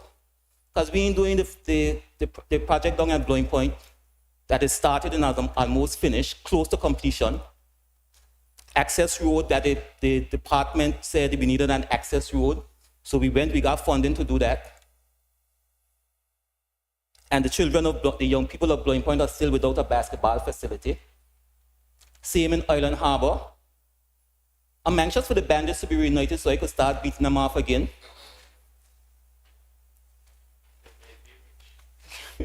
Get the young people their facility. Dr. Webster needs are bad. Hayden is too old. I'm the only one who's going to go and play against them, so it's only me. Get them their facility so they can play.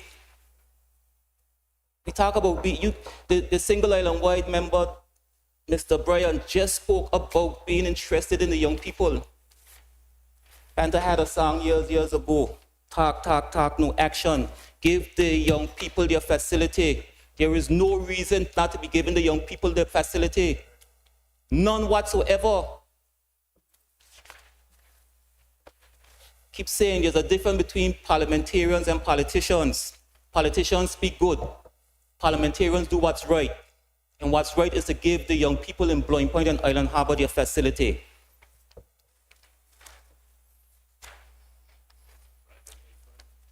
But I'm happy about one thing I saw. Well, more than one thing. I'm happy about the whole MTEF and a whole. But I was really happy to see that the Zenada Haven project is going to be going ahead full speed. Because that is very, very important. Because again, like I said, if you're going to talk about our young people, hey, as all the men in here know that young boys can get themselves into things that they shouldn't be getting themselves to. I am sure all of us were one mistake away from being in a situation that a lot of those young men are in. One bad move left, one bad move right, and that could have been us.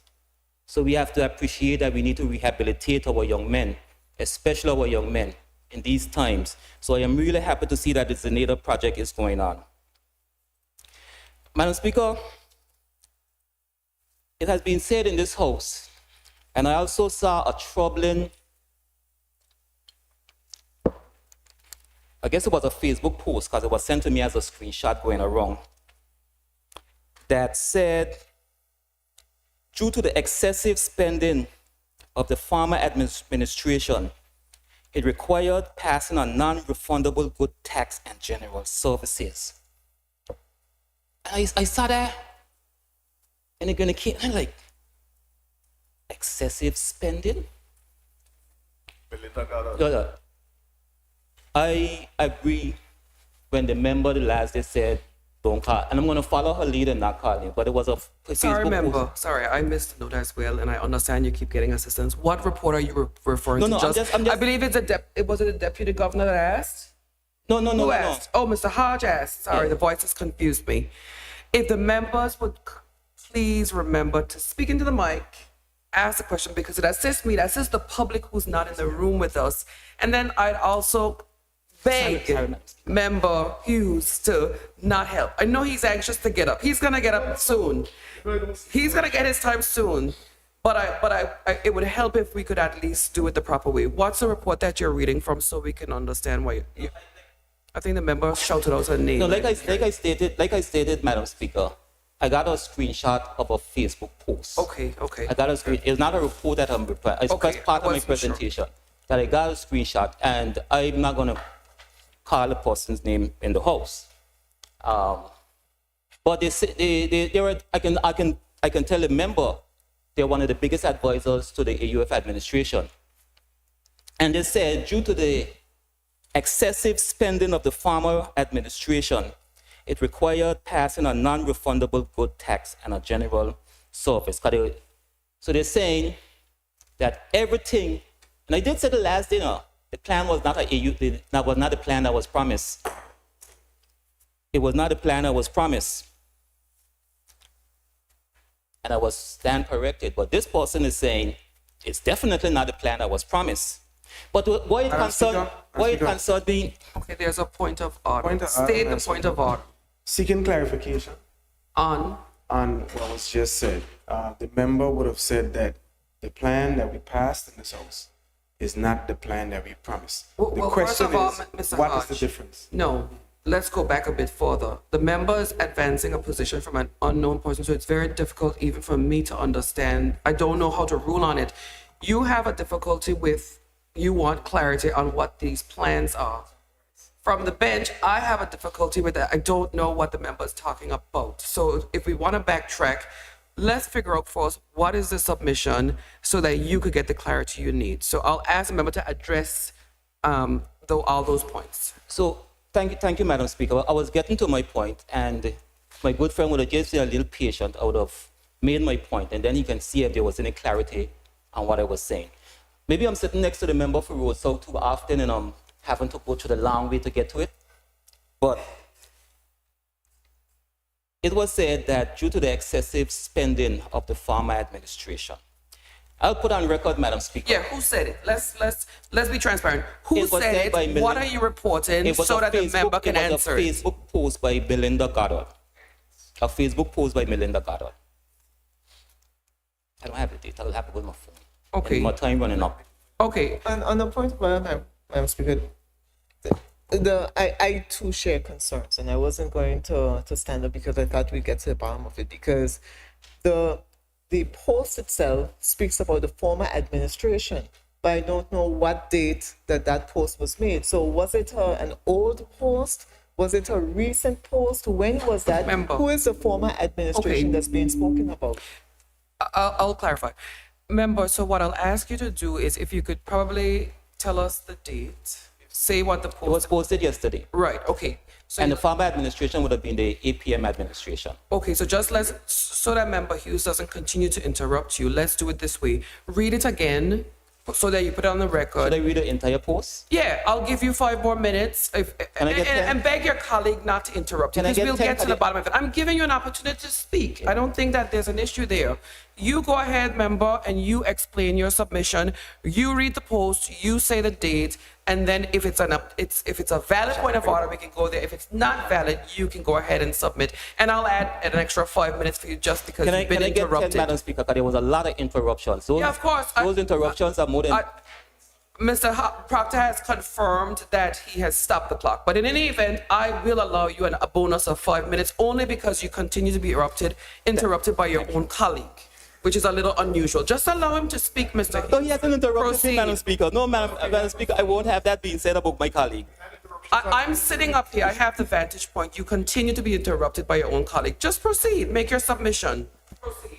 Okay, so the post said the GST relief legislation passed on the evening of July 29, 2025, 4 years to the day of the Undemocratic Goods and Services Tax Act passage, with unelected parliamentary members' votes, and that law was in fact repealed. However, due to excessive spending by the last government, it required passing a non-refundable good tax and general services tax, GST on services. Good. So the point of order is not valid because he's only reading from a post. Very easy. Proceed. It's not valid as a point of order now that you've read and clarified. No, go ahead. And that's perfectly fine. You're free to read from the post. You have the protection of privilege, and there's nothing objectionable about what you just read. You can go forward. Thank you. On a Thank, point of order, Madam Speaker, you can stop the clock. Madam Okay. Speaker, I do raise an objection now that the person has been identified in terms of mischaracterization. There is no evidence whatsoever that the person who has been identified as the maker of the post is an advisor to the Anguilla United Front of Government. And so it asks the member to refrain from mischaracterizing persons and positions without having any proof of that. Okay.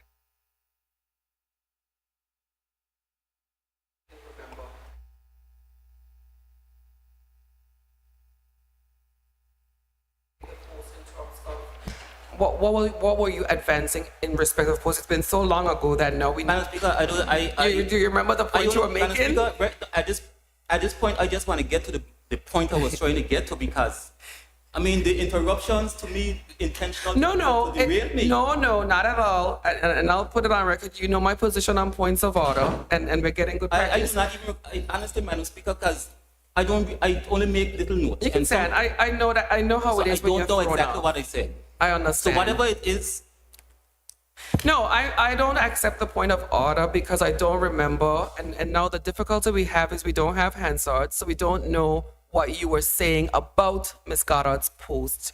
But if you could look at your note and make your point and move on, you can go on. yeah, Yeah. there's no note about that. As a matter of Right. fact, Madam Speaker, I chose not to mention the person's name. I started out by saying a post was made. But you And can then I see the got- difficulty. If you raise if- something that's suspicious like that, I can't rule on it if somebody objects with. You can say it. You're protected. Say what it is you need to say, and then you move forward. But Madam Speaker, on one hand, we were saying don't mention people on the outside and then post it. I mean, Reading a quotation and you're making a point on it, so there's nothing objectionable with that. okay, thank you, Madam Speaker. But the point I was making, Madam Speaker, and I hope I get another additional, because my time is going to run out, Madam Speaker, and I feel there was way too much interruptions for just a 10-minute or 5-minute additional, Madam Speaker. I'll prefer if you make a ruling if I can get 10 more minutes, Madam Speaker. You do. I have given you additional time. You have 9 minutes. You can go ahead. Take I your have time. 9 more minutes, Yes, sir. Take your time. but that's only 5 more minutes, Madam Speaker. You did a good job of trying to stifle me today, Madam Speaker. No, I'm not going to allow you to say that, though, Mr. Richardson. You know that. Madam Speaker, the point I was making, right?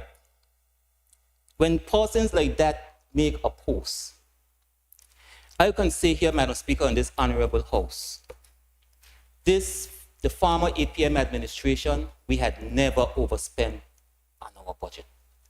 We had never overspent on our budget. So, Madam Speaker, yes, the budget was increased from 2024 to 2025, Madam Speaker. But again, there's always context, Madam Speaker. Because I've heard it in this honorable house, oh, we're going with this big budget. I've heard it in this honorable house. Madam Speaker, in 2021, budget was $241 million. And we know we had needs as a country. In 2024, the budget went up to $278 million, and we know we had needs in this country. 2025, the budget ended up being $355 million, Madam Speaker. But go on the numbers for the budget. The persons who were saying that there's $20 million in the budget unrestricted money for the airport lands, that in the MTEF they are going forward with, Madam Speaker. There's over $13 million, Madam Speaker, for the salaries that's under review. So this person is saying, don't go through with the airport. This person is saying, don't reinstate the cuts from 2008. Pay the government, pay public servants what they were being paid in 2008. Don't increase their salaries. That's what they're saying, because that's where the money is. So these irresponsible statements, Madam Speaker, and that's why I said earlier, sometimes it's what's said in the House and persons run with it without the proper information. Between 2021, we've had to increase medical overseas travel, more money into our social development programs, security for the school, Madam Speaker. That was never a cost. That was never a cost before. Now that's a huge chunk of the budget. Senior Shield, Junior Shield, all those are things that now have to be paid for. So to make irresponsible statements like that and said excessive spending by the farmer administration.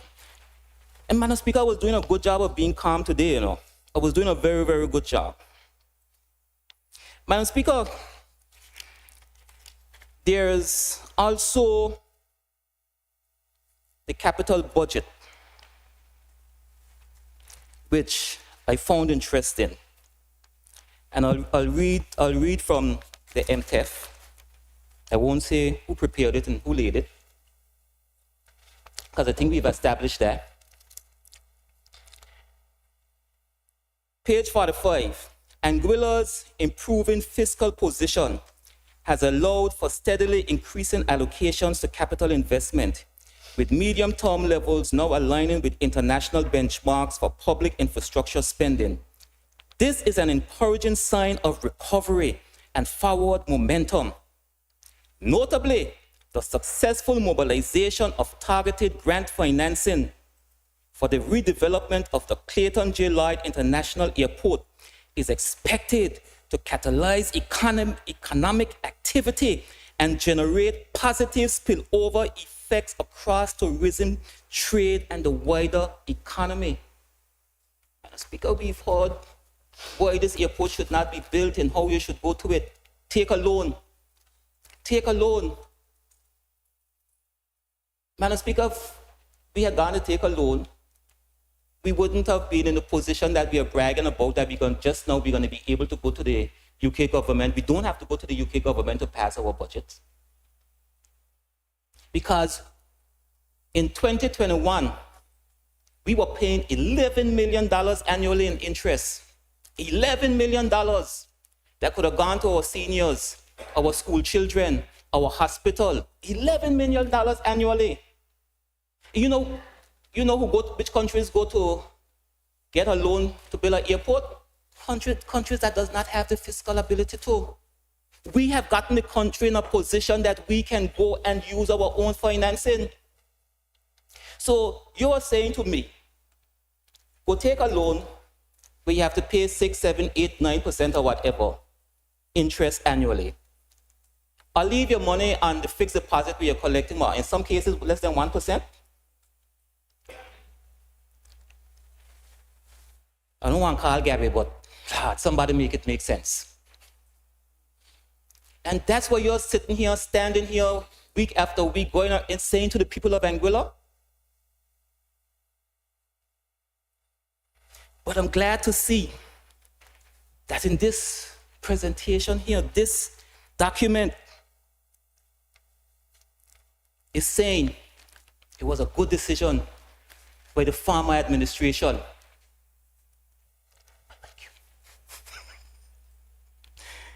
Madam Speaker, well, it's going to be interesting come budget time, because on page 46 it says the available capital budget envelope for 2026 to 2028 period stands at $610 million.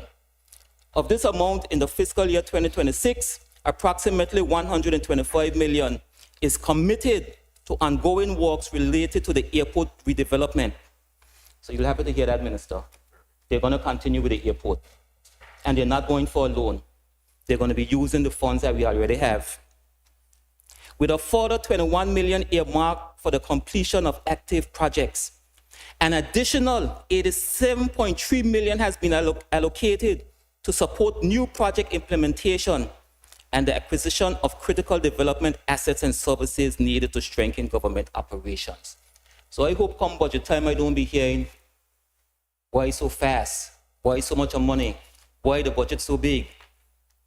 Because we understand critical development assets and services needed to strengthen the government operations, which is what we were doing for the last 4 years, Madam Speaker. Which is what we were doing for the last 4 years. And when you speak about the airport in this document, it says this transformative investment is central to Anguilla's strategy to enhance international air access, stimulate economic growth, and strengthen resilience in the tourism and transport sectors.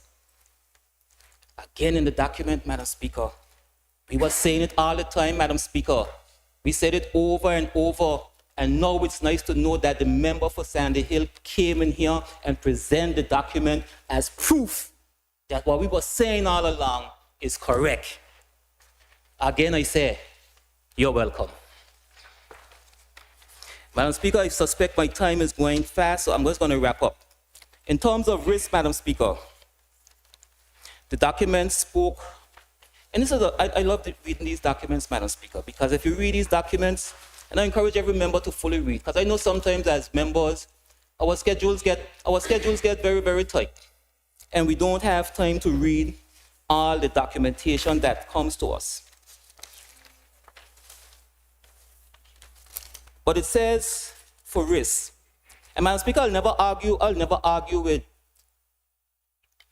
the single island-wide member, Mr. Vanterpool, when it comes to anything IT and AI related. He knows more on the tip of his little finger about IT and AI than I know my whole body. I know to put on a computer and that's it. So I'm not going to argue. But in this document, on page 51, it states that 45% of total government revenue, I'm on my last point, Madam Speaker, 45% of total government revenue comes from that AI. And Madam Speaker, the single island-wide member, he went into a lot of areas where we can, monetize when it comes to this digital wall. But the same thing we saw when there was a few years ago, we were riding high on our financial services. And I can see down the road, Madam Speaker, where there's going to be all kind of limitations. We're going to be, I honestly could see it, and I'm not an IT guy, we're going to have to be doing this, having the equivalent of fat cow, where we're going to have to be passing all kind of things to deal with AI. And if that happens and that put our AI generating money in the bind, and we don't do proper budgeting all the way through, we are going to be back in a position, Madam Speaker, where our net to debt ratio is going to be 275%. And our debt service ratio will be 29% when it should be 10%. And we're going to have 0.21% of our liquid reserves, Madam Speaker. But Madam Speaker, all in all, this is an amazing document to read. It was enjoyable reading. Madam Speaker, my first introduction to real reading came through my mother. And I used to read all her Harlequin romance novels. And this was almost as nice as reading one of those books, Madam Speaker. This is a lovely, amazing document, Madam Speaker, because it gave validation to everything that we have been saying for the last 4 years, Madam Speaker. Thank you. Thank you, Honorable Member, and thank you for your patience during as we work through the points of order. Yeah, of course. I do want to put on record, though, there's something that was said in jest, and I know it's in jest, but it is important because this is transmitted publicly, and it is transmitted for the benefit of our parliamentarians. There has been the misperception that my application of the rules is tantamount to stifling and tantamount to being undemocratic, and I just want to say to the public, through this mechanism, that on July 18, 2025, I issued a communication to both sides of the House in respect of the application of the House of Assembly Procedure Rules 2021, Statutory Instruments 2 of 2021, and the guidance notes. Very important in those rules was respect to points of order, how they would be used, how we would deal with them, relevance and interruptions. The application of the rules must never be perceived as an attempt of this chair to stifle any member. As I had indicated on March 11th, the purpose of the chair, as always, is to ensure that the government is allowed to govern and to ensure likewise that the opposition is allowed to be heard. In this House, as long as it's constituted in this form, the opposition will be allowed to be heard. And I think the Honorable Leader can attest to that in moving a motion 2 days ago and now being scheduled 2 days later, to the effect that all of us were able to stay up and read all 91 pages, and compliments to the technical staff, digest it, highlight it. So I congratulate all of those, but I put on record definitively that this chair does not intend to stifle any member of this House. Let's move on. Are there any other contributions? I recognize the member from West End. Thank you, Madam Speaker.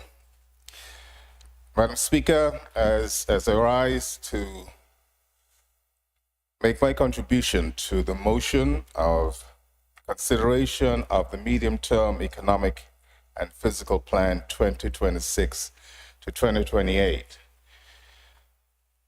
Madam Speaker, I don't want this to be about a response to my colleague from District 5, North Hill, but I was very disappointed in him, who, as a coach, would tell his athletes, the opposition and the crowd are going to try to distract you. Don't stay focused on your game. Stay focused on your game. Remember the game plan. Execute. Watch the ball. Watch the ball.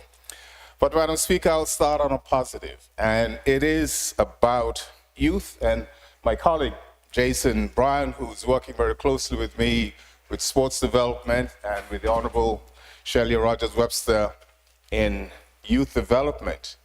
And over the last year, especially, I think when a number of our youngsters have been getting into trouble, I suppose they've always been getting into trouble, but I think they've taken it to another level where everybody had to sit up and pay closer attention. And sports seems to be an easy avenue to say we need to put more efforts and support finances into sport. And he's right, because some of the great ambassadors around the world, some of the great motivational speakers around the world would have gone through that process of having a challenge on the street, but through sports or the arts, have been able to come out of that and actually help to further develop and promote others. I must give a lot of credit to Mitchell Lake and the Anguilla Tennis Academy, who are celebrating 30 years anniversary. And to date, they would have contributed or raised or assisted in scholarships that have been worth over $1.5 million. And you got to give them a lot of credit for that. The chances are that investment in those youngsters will filter back into the Anguillan society for years to come, for many years to come. So to Mitch and his team down there, in fact, next year, Madam Speaker, through tourism, we plan on having an injection into sports tourism. And from 2016 to 2019, we had the Anguilla Cup tennis tournament. That was there to kickstart a tourist season, but also help develop the sport itself on the island. Quite often, Madam Speaker, associations and clubs seem to have issues. This tournament can only be sanctioned by the Anguilla National Tennis Association, not the Anguilla Tennis Academy. They're the hosts. But what has been vitally important is that they've come together, and the Anguilla Tennis Academy is actually assisting the Anguilla National Tennis Association in the development of tennis in the schools with equipment and coaches and the like. That is a huge positive, Madam Speaker. Madam Speaker, the other thing that we will work on as a government, not just talk about it, we will do it. The youth sports development. And I know what I'm talking about, Madam Speaker, because a lot of the success from mid-90s up to date, I've been part of assisting with the Anguilla Cricket Associates, development in the schools, the youth levels, taking the youngsters overseas. That was with cricket, but also the Commonwealth Games Association. The idea is to make all of Anguillians proud of our athletes. The national sports development includes a sports policy, and it's not just about boat racing, which is our national sport, but we will bring a paper to this House of Assembly to recognize exactly what the national sport, which is boat racing, means and what it means to be supporting and representing Anguilla, home and abroad, at all levels. We will work with the sports office to make sure that the sports office and the associations are working together, not us and them. What has happened in Anguilla over the last couple of years, Madam Speaker, is that associations and clubs, there's not enough time. But the fact is that we have to make sure the sports office has a responsibility. Ultimately, the Ministry of Sports has a responsibility for sports on the island. When we talk about the development program, the MTEF going forward, it has to be about our people. There is no building or structure that can sit on its own and be of value without the people being part of that. The people are the ones that give the building energy. And I know, Madam Speaker, my colleague again across the way mentioned about the structure in Point. The basketball facility is almost finished. But it's relative, you know, Madam Speaker, as to what to him is almost finished and what to me is almost finished. I would challenge him to go down there and have a look and honestly put his hand on his heart and say, you know what, this is almost finished. But if this building would have started, 3 years ago, 4 years ago, why isn't it finished as yet? You're waiting for us who just come to office to do it like that? No, Madam Speaker. But Madam Speaker, again, the point is that what I learned in this honorable house over the 3 campaign cycles in 2015 to 2020, I was a rookie, but I was so fortunate to have some seasoned campaigners that I learned from. Everybody's a rookie at some point. It's no disgrace. There are some #1 draft picks in the NFL or the NBA are paid more than players who've been in the league for 30 years. But the fact is, what is important, Madam Speaker, is that while you're on the job, you're always learning. Whether you've been in it for 20, 30 years, you know, I've got some rookies on this side here that, again, they know more than me half the time, Madam Speaker. But it's not a disgrace. But you know what? It makes me a better person to have people that I can learn from. But Madam Speaker, again, like I said, it is vitally important, and my drive going forward is to make sure, when we talk about putting our people first, when we were having challenges here in Anguilla and our cricket team that most Anguillians didn't know was even going to Antigua. The minute they start to win, everybody jumped on the bandwagon. Everybody did. And you know what? They brought a lift to us as a people. And I really appreciate that. But, Madam Speaker, fact is, there's lots of work to be done. There's lots of work to be done in the development in the schools. There's a lot of work to be done at the park. The facility there, Madam Speaker, it's a bit of paint, but it's the same from 2017, after Hurricane Irma. There's £150,000 that has been sitting in some account in England for the last, 2 years, or probably even more, waiting for a plan to be drawn up so it can be released, so we can tell our cricketers, you don't have to go overseas to be able to represent Anguilla.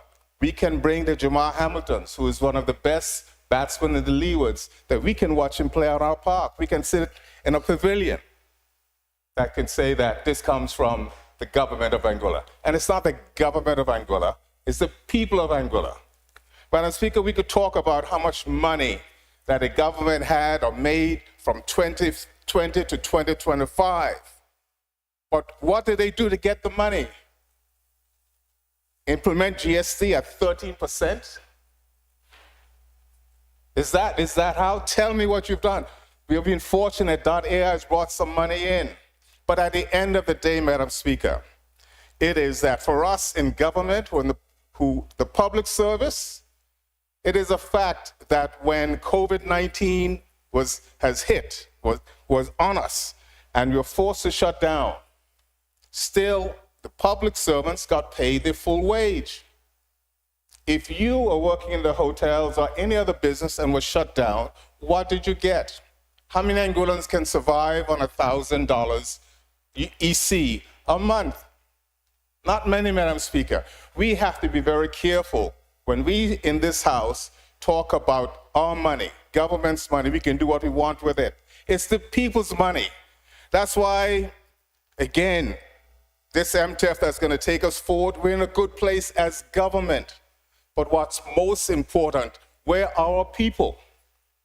If the people of Anguilla, if the APM government did such a great job from 2020 to 2025, they'd be sitting on this side of the aisle.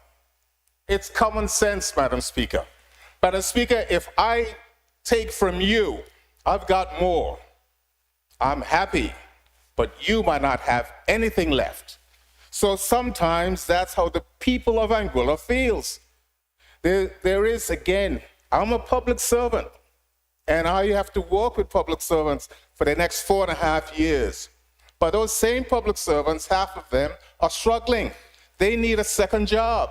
They've got family members. They live in communities where they themselves have to help. Madam Speaker, being elected, people assume you've got all this money and they feel they need to ask, whether it's charitable or whatever. But if you know your people are struggling, you have to find a way to help them. And as a government, I know it's not the GST that we're discussing right now, but the fact is, yes it is, because that's where all the money in the MTF going forward gives us the base. But we have to be careful that we're not taking too much from our people and then telling them that we know what is best for them. We talk about loans, that small Anguilla can build an airport, $600 million, whatever, without cash, without a loan, when countries that print money have to decide that they need. There are some people, Madam Speaker, there are some people that they don't have a choice. They have to get a loan. There's some people who can afford to buy any and everything with cash and don't quite understand, why do you need to take a loan? Not all of us are the same. But you know, the beauty of this, Madam Speaker, we are actors on a stage in here for 5 years. And if you do a good job, well, you might think you do a good job, but the people might say otherwise. And know when they tell you whether you did a good job or not, it's whether or not they re-elect you. And Madam Speaker, for me, going forward, for us as a government, there's a lot we have to do. We're going to recognize our athletes, those who've achieved. We're going to recognize them. We're going to make sure through tourism and sports, we'll have tourism sports ambassadors. Madam Speaker, when I drive through Anguilla, I see a number of roads named after some persons that half of Anguilla don't know. There are persons that have gone out there on the sporting fields and face fast bowlers. And we've seen cricketers, Madam Speaker, who facing a bouncer gets hit, the back of the head lies face down and never woke up. These are the people that we have to acknowledge. We have to acknowledge. Most of us who try to play cricket, when you get to a certain stage, the ball is too hard, the sun is too hot. But yet we've had those who've committed much of their time, much of their sacrifices. You could call it sacrifices, or you could say committed to doing the best they can, of which Anguilla has been very proud. We've got to recognize them, Madam Speaker. And as long as my Honorable Premier and the first woman Premier, a leader of business in Anguilla, appreciates and understands that when we made that commitment to people first, that we're going to show it. We're going to show it in exactly what we're talking about. Madam Speaker, there's a sport here in Anguilla. We've got one of the best facilities in the Caribbean, golf. We've got Terminus. There was a lot of contention about it when Bob Silliman came in and the likes. But Madam Speaker, again, as we go forward, that will be part of our sports tourism feature. But what is important to Madam Speaker is that we don't have an understudy down there. They'll bring in golf professionals and very highly paid too, Madam Speaker. But Madam Premier, it's something that we're going to have to do. We've got Anguillians who, I don't care if it takes them 10, 15 years, but you got to start. We got to let our people know that there are opportunities wherever there is a job that's available in Anguilla, that is a pathway to get there. I want to be able to give every child in the school who wants to try to learn the game, not crazy golf, you could have that for fun, but let the parents also know that there's an opportunity for that your child to pay for his own education. I'm talking hundreds of thousands of dollars, Madam Speaker. Madam Speaker, through tourism, and again with the MTEF, we as Anguilla, again I mentioned it the other day about being #1 in the Caribbean as a destination, but we want to be #1 as a people. And how are we going to get there? How are we going to get there as being #1? We're going to get there by being #1 where our people, Madam Speaker, our people are proud to call Anguilla home. I don't care wherever you roam, you want to call Anguilla home. I heard a statement the other day, but I can't believe it. I can't believe it because Zarnell Hughes, if he's running for Great Britain today and he wins, all of us win. But is he Anguillian? Of course he is. Is he being recognized by Anguillians? By some, but not by all. He is, and there are many like him. There are many who've made sacrifices that have gone out there, and we need to let them know, whether you're there or whether you're here, we respect you and we will do the best that we can to show that. There's much to be done, Madam Speaker. There's much to be done, and I think my time is almost up, but Madam Speaker, your voice changed for a second. Your voice changed. I think I see a new deputy speaker in training. Yeah. Yes, Madam Speaker, the thing is, the truth is that I do believe that, there are times we like to get up in the House and really want to make it ours and feel, did you hear me here? The bottom line, Madam Speaker, and again, every time I get up, I want to thank the people of West End for voting me in a third time. Madam Speaker, it's hard work. It is hard work. And you know what makes it doubly hard is that just how some politicians will think it's okay to tell a lie to get elected, some of the people tell you a lie that they voted for you when they didn't. So I think it's quite funny. But that's when you have to put your hand on your heart, Madam Speaker, and say, is it about a vote? And Madam Speaker, because the bottom line, if you care about your people, you will not hold it against them. All of our people, wherever they are, should be given a right to vote. And it doesn't matter who they vote for. Because us as a people, I'm almost sounding as if I'm preaching now, but there are people who fought, who put their lives on the line to give us the right to vote. There are people who, again, today we can benefit from that. And when we talk about an MTEF going forward, or when we talk about putting people first, none of us, it doesn't matter how smart we think we are, we're all vulnerable on that day, because you're not sure whether or not they're going to do the same as you by tell you a lie.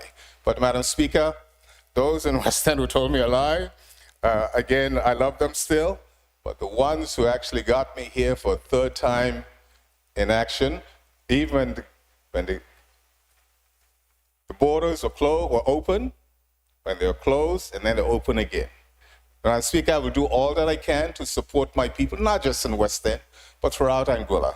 And I pray that when we come to the budget, or getting up to the budget, I don't think it'll take much of convincing my colleagues that our investment has to be in our people. Some will be in infrastructure, but we have to see our people benefiting from that investment. I thank you, Madam Speaker. Thank you, Honorable Member. Are there any other contributions? Okay. Do you raise your hand, Eric? Okay. No, I didn't. I recognize the Honorable Member for Road South. Thank you very much, Madam Speaker. Thank you very much, Madam Speaker. I rise in support of the MTEF. I think that I would be hypocritical if I did not support the MTEF, because it was one Dr. Ellis Lorenzo Webster that presented the latest MTEF before the House some months ago. And with some slight variations, I see the new Premier have laid very similar MTEF before this House. So for us on this side to get up and oppose the MTEF would be short of hypocrisy, Madam Speaker.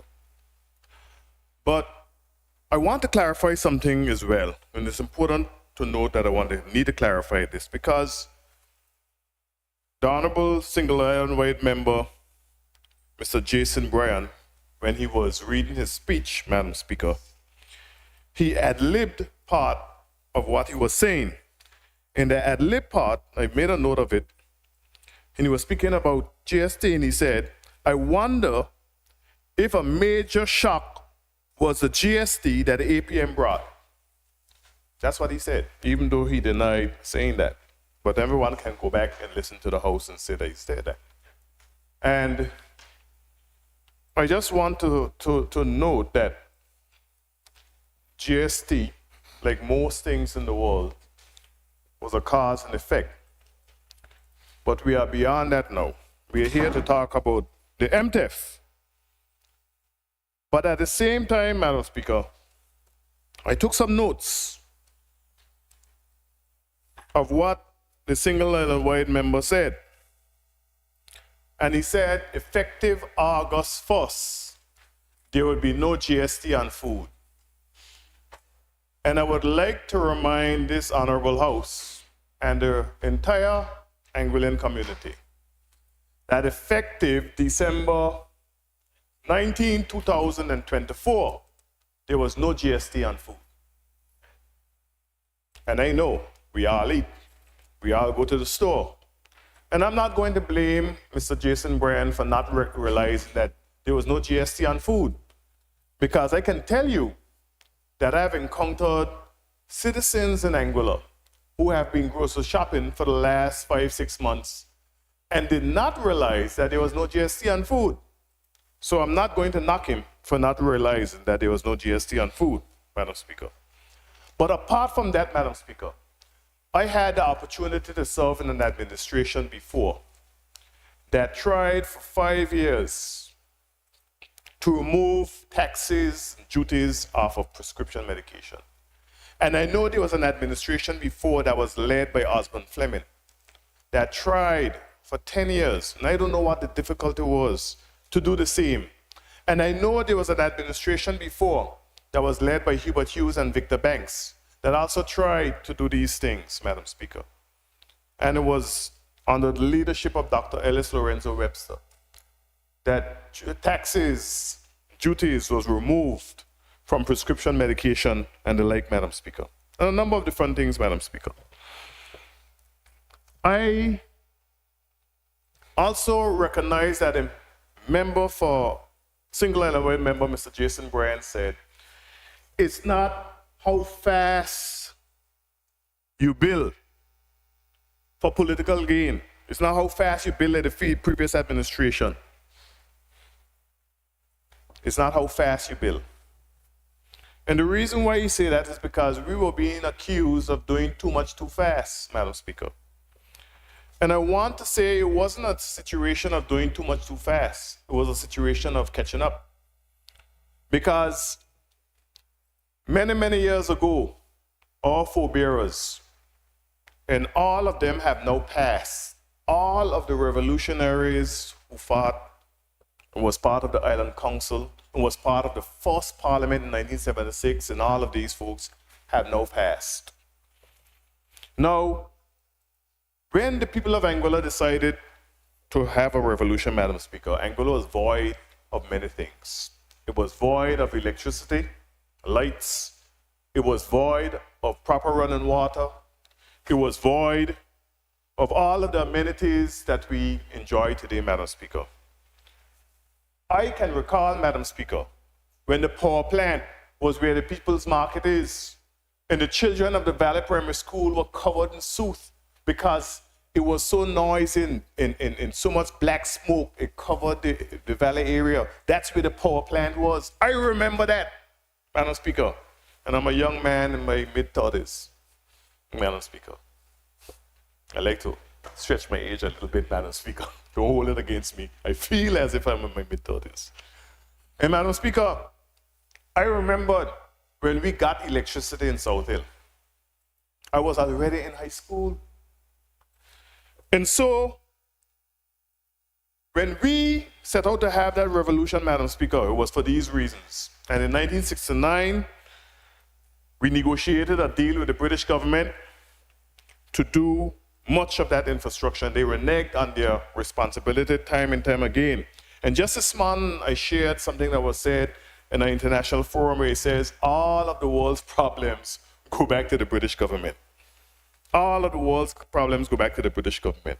And the British government have said to this side of the divide that we have done such a great job that the Anguilla United Front administration can now do what they want in terms of tax policy and everything. We place Anguilla on a strong foundation. And regardless of whether we sit in the House or we have all voted out, history will demonstrate that we place this island on a strong foundation. And Madam Speaker, I want to also say that as it relates to the medium-term economic and fiscal plan and capital investment, Madam Speaker, it wasn't about building too fast. It wasn't about doing it for political gain. It was about doing it for Anguilla and catching up to the rest of the world, because nothing that the administration of Dr. Ellis Lorenzo Webster did was our idea, Madam Speaker. Nothing. The medium-term and economic fiscal plan demonstrates that.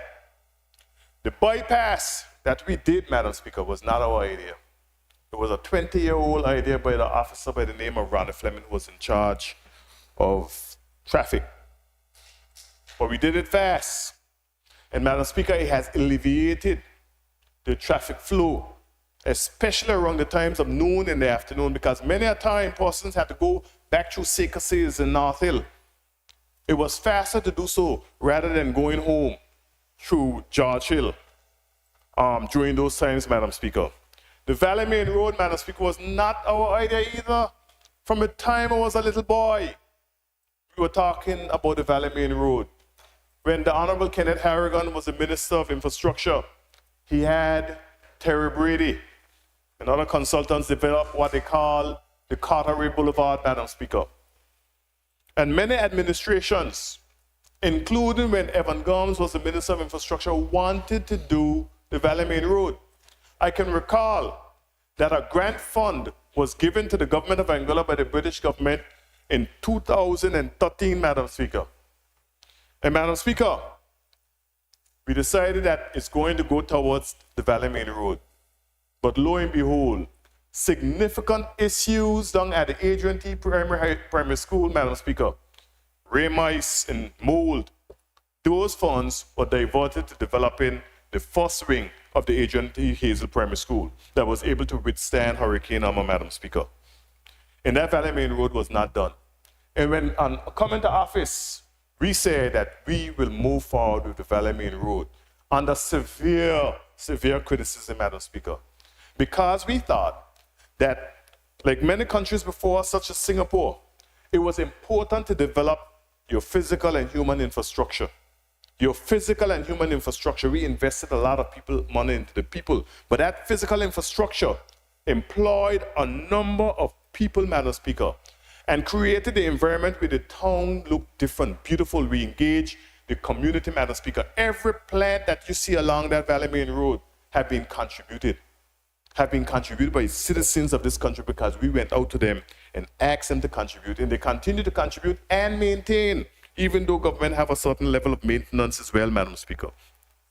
So it isn't about how fast you build, not because the Lansam Bowl Cultural Center went up in record time, Madam Speaker. And I think it was Cardigan Connor who said, Madam Speaker, that people give a building its energy.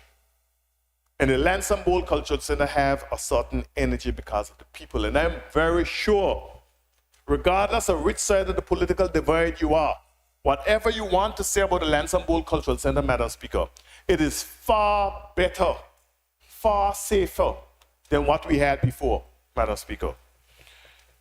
As it relates to the Blowing Point Sports Facility, there's $750,000 in the budget for this year, and if the government want to move forward with it, they can move forward with it. If they decide they have other priorities, that's the government's free will.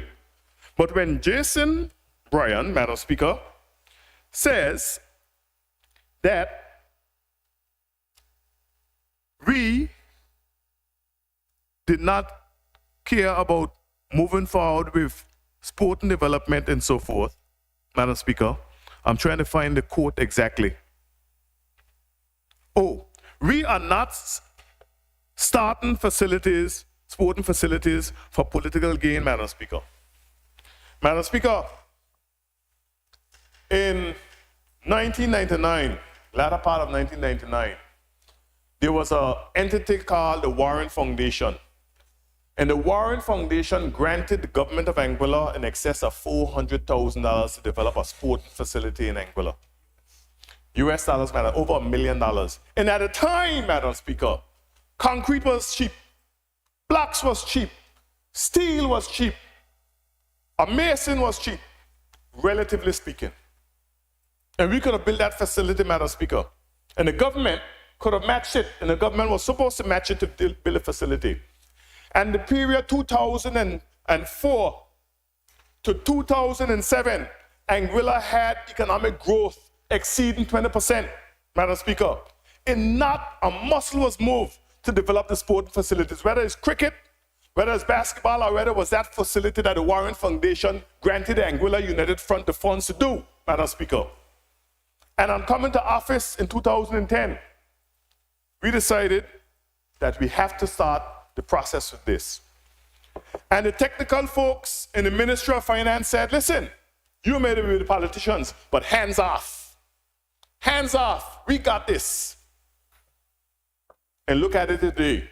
So when you read the report of the Lansing Bowl Cultural Center, and it said the Minister of Infrastructure, the Honorable Hayden Hughes, was intimately involved, and too involved, I stand proud to say it's a fact. I was intimately involved, very involved in anything that I am responsible for. I will be intimately involved, and I will take no no's, Madam Speaker, to get it done. Because Dr. Webster can tell you, as it relates to the bypass, they reported me to the governor and said I was pushing them too hard. They didn't want to move forward. In the case of the Valley Main Road, Madam Speaker, they said I was micromanaging, pushed them too hard, when they said it could not be done. Member for Valley South, you better take a page. It ain't getting done. If you don't get involved, and sometimes you have to go on a project with your tape, your level, which I did. On Saturdays and Sundays, going and actually physically working. Not getting paid, but physically working. Sometimes you have to do that to get it done, Madam Speaker. And in the case of the Lansing Bowl Cultural Center, Madam Speaker, blows again from my staff, but it got done. No nonsense, no, because you have to, if you are elected to deliver, you can't go to the people and say, well, the technical people do say this, and the technical people say that they can't, so we couldn't. Got to get it done. And just like those things got done, please, I'm urging you to get it done, Madam Speaker. I'm urging them to get the things in the medium-term and economic fiscal plan done. Madam Speaker, for decades, we've been talking about an airport. We wouldn't even have a strip in Wild Lake if it wasn't for the Second World War. We wouldn't have a strip there. We probably would never have a strip. They'll probably say that we can visit Anguilla by ocean, just like they did in St. Helena. For many years, the only access to St. Helena, Madam Speaker, British colony, was by ocean. And then they decided that they wanted to develop tourism. And the British government granted St. Helena hundreds of millions of pounds to build an airport that is a dud. And what did Margaret Thatcher say? We do these things with St. Helena and Falkland Islands because they are kith and kin. What is kith and kin? You do the research, what is kith and kin, Madam Speaker? We know what is kith and kin. But in the case of Anguilla, from the 1960s into the 1970s, into the 1980s, when Albina Lake Hodge and Sir Emil Gomes wrote to the government of Taiwan to help with an international airport, to Hubert Hughes, Madam Speaker, we've been saying we needed an airport. On September the 28th of 2017, the Honorable Premier, Mr. Victor Franklin Banks, stood in front of this destroyed Parliament, Madam Speaker, and announced to the people of Anguilla that the British government will be helping to develop the airport to the tune of 6,000 feet to facilitate transatlantic flights, Madam Speaker. Because Boris Johnson, on his trip to Anguilla, said it was important because he was scared flying into Anguilla. And as soon as Boris was left the island, they turned their back on Anguilla again. Turned their back on Anguilla again. And the Minister of Infrastructure made an announcement in the Daily Herald, Madam Speaker, that he got reprimanded for. And the governor recommended that he should be fired for that. That the British government was going to develop an airport costing $100 million, Madam Speaker, for Anguilla. And the Minister of Infrastructure at the time, Mr. Curtis Richardson, said that he only said that to put the pressure on the British government to do it. As if the British government cares about us. They don't care about us, you know. If we think that they care about us, they never did. Never did. That's why even when we were in office, we were talking about independence, Madam Speaker. But Madam Speaker, we wanted to develop an airport. And they said the only way you can move forward with the airport is if you do an airport master plan. At the time, we didn't have the funds to do the airport master plan, but we also talking to CCC, Canadian Commercial Corporation, and looking at partnerships and so forth. But we'd have to go to the British government for entrustment because a prior entrustment was given in 2018 to the former administration to even talk to the Canadian Commercial Corporation. And they said that that entrustment hold when we came in office. And Madam Speaker, so we continued the conversations. We even did a non-binding memorandum of understanding with Canadian Commercial Corporation. But Tim Foy said he's going to look for underspend elsewhere to see if we can fund the sustainable tourism, not the sustainable tourism master plan, sorry, the airport master plan. And it was done. 20-year airport master plan, Madam Speaker, where, because of pressures from regulatory bodies and so forth, the terminal will be built. A terminal will be built so that we wouldn't have to shut down the airport because they say they would shut down the airport for other factors, safety and security concerns and so forth. But some remedial work will have to be done with the terminal. But the runway extension would have been 20 years down the road. The airport was supposed to be developed over a period of 20 years. So we'd have had a terminal, a small little terminal, and then we'd do the airport, and then later on we'd expand the terminal. 20-1, Madam Speaker. 20-1. And Dr. Ellis Lorenzo Webster said, the people of Anguilla, the investors in Anguilla, local and foreign alike, cannot wait. The young people in Anguilla cannot wait until 20-1. These dates must be moved up. And we were able to get those dates moved up. We had assurances. But not one, but two ministers. And if you go back to Boris Johnson, 3 ministers. And if you go back to the 1960s, even more. But in our administration, we had assurances from 2 ministers, Madam Speaker. But the renege, fine. It was moved up, Madam Speaker. And Madam Speaker, again, in the whole idea of the airport terminal, I was there looking at the designs and the plans. We had a very qualified architect, Mr. Raoul Van der Poel of V Architecture, working on it, Madam Speaker. And I had one concessionaire in it, Madam Speaker. And I said, how is it that we're going to have the Blowing Point Ferry Terminal with 3 concessionaires mean 3 business opportunities for Anguillians, and only 1 at the airport. And Madam Speaker, I made an I say, listen, we need to have at least 10 so we can create as many opportunities for people to sell, because international regulations stipulate that if you're traveling internationally, you have to be at the airport 2 hours before. So as much as possible, we try to, get as much economic activity out of the airport. And they say, okay, fine. The guys say, okay, fine, we have to go back, but it's going to cost more to develop the terminal. Yes, but you can't look at just the cost right now. You got to look at the economic opportunities going forward.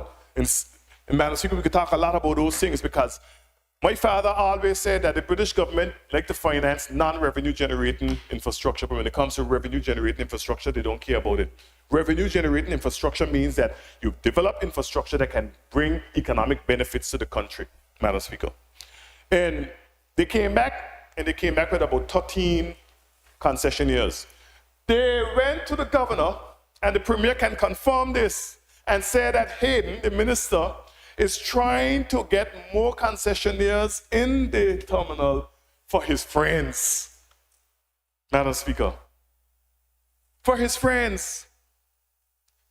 But listen, neither Cardell Richardson, or Shelia Rogers Webster, or Kyle Hodge, or Jason Bryan, or Cardigan Connor, or Cora Richardson Hodge, or Joseph Vanderpool, or Perrin Bradley, or Ivor Green can give any of those concessionaires to their friends.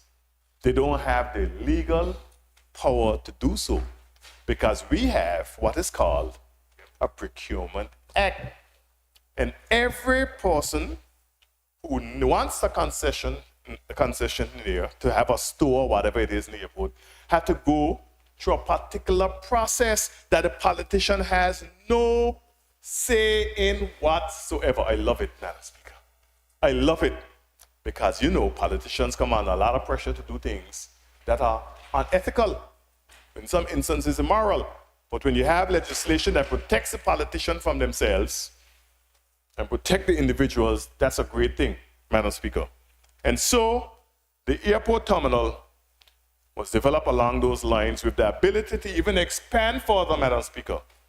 And there may be a case for further expansion. So I know we have also been criticized since we have been in opposition, Madam Speaker, for the airport development. It has been said that we could have gone and find partners. And I want to say again that, like I said before, it is not too late to find partners if you wish to do so, because there are no contracts that have been signed for the extension of the runway. And the extension of the runway is going to come at a significant cost, as you know, with the medium-term and economic fiscal plan. I was very happy to see that a new administration is moving forward with the airport development plan. I'm very happy to see that, because, Madam Speaker, without compromising anything, I can tell you that when we were in administration, spoke to a number of major airlines that are chomping at the bits of coming to Anguilla. When that airport is completed, Madam Speaker, we can see so many opportunities being created for people, because so much revenue will be generated that goes in the pockets of the people of Anguilla, Madam Speaker. And yes, that AI is great. That AI is great. It may be, as Joseph Vanderpool said, it could be $1 billion industry. But $1 billion going into the hands of the government of Anguilla is a lot different to $200 million going directly into the hands of the people through tourism. The tourism industry must remain the pillar, the pivot, the foundation of our economic growth and development, because it will outlast everything else. And no matter what happens, whether it's hurricane, pandemic, it always bounces back stronger and stronger and stronger. Because unlike what Cardigan Connor said, when he said that we want to have the number one people, we already have the world's best people, Madam Speaker. We already have the world's best people in this country, Madam Speaker. In all fields. In all fields. Jacqueline Niles, Zarnell Hughes, Shara Proctor, Kiki Harrigan. That's just Jamal Hamilton. I even claim, St. Martin wanted to claim him. But Casey's ours. Tanya Wright, Madam Speaker. We have so many great people. We want them all back home, Madam Speaker. We have the world's #1 people. And because we have the world's #1 people, that is how we have the world's #1 destination. Because, Madam Speaker, I spent 16 years of my life working in the hospitality sector. And I can recall one year the hotels had just closed. And whenever the hotels close, I like to go down to the Mondays Bay Beach, to frolic on the Mondays Bay Beach, because to me, Mondays Bay is the most beautiful beach in the entire world. Everybody says Shoal Bay and Rendezvous and this. Mondays Bay Beach, where Captain Lucas sits, is the most beautiful beach in the world. And Madam Speaker, one day I was there, and Eddie Webster and Elvis Ruan was on a boat with a gentleman. And I was like, hey, what are you guys doing? He said, oh, I'm getting married in Anguilla. I said, this is your first time? He said, no, this is my 26th or 28th time. I said, so what brings you back every time? He said, I've been coming to Anguilla since I was a child. I said, well, what brings you back?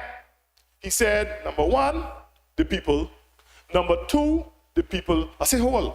And I went live, so you probably can find it through my Facebook. #3, the people. #4, the beaches. #5, the food. So the people. And I know, Madam Speaker, from working in hospitality, we had over 60% return rate, because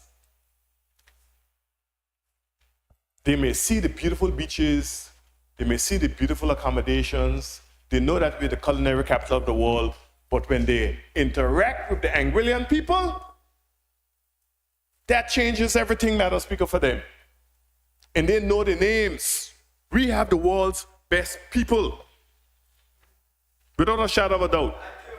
We do. And Madam Speaker, I would hope that Cardigan don't just name roads after cricketers, because I just named out some non-cricketers. And when he naming roads after cricketers, don't forget Lanville Harrigan, Madam Speaker.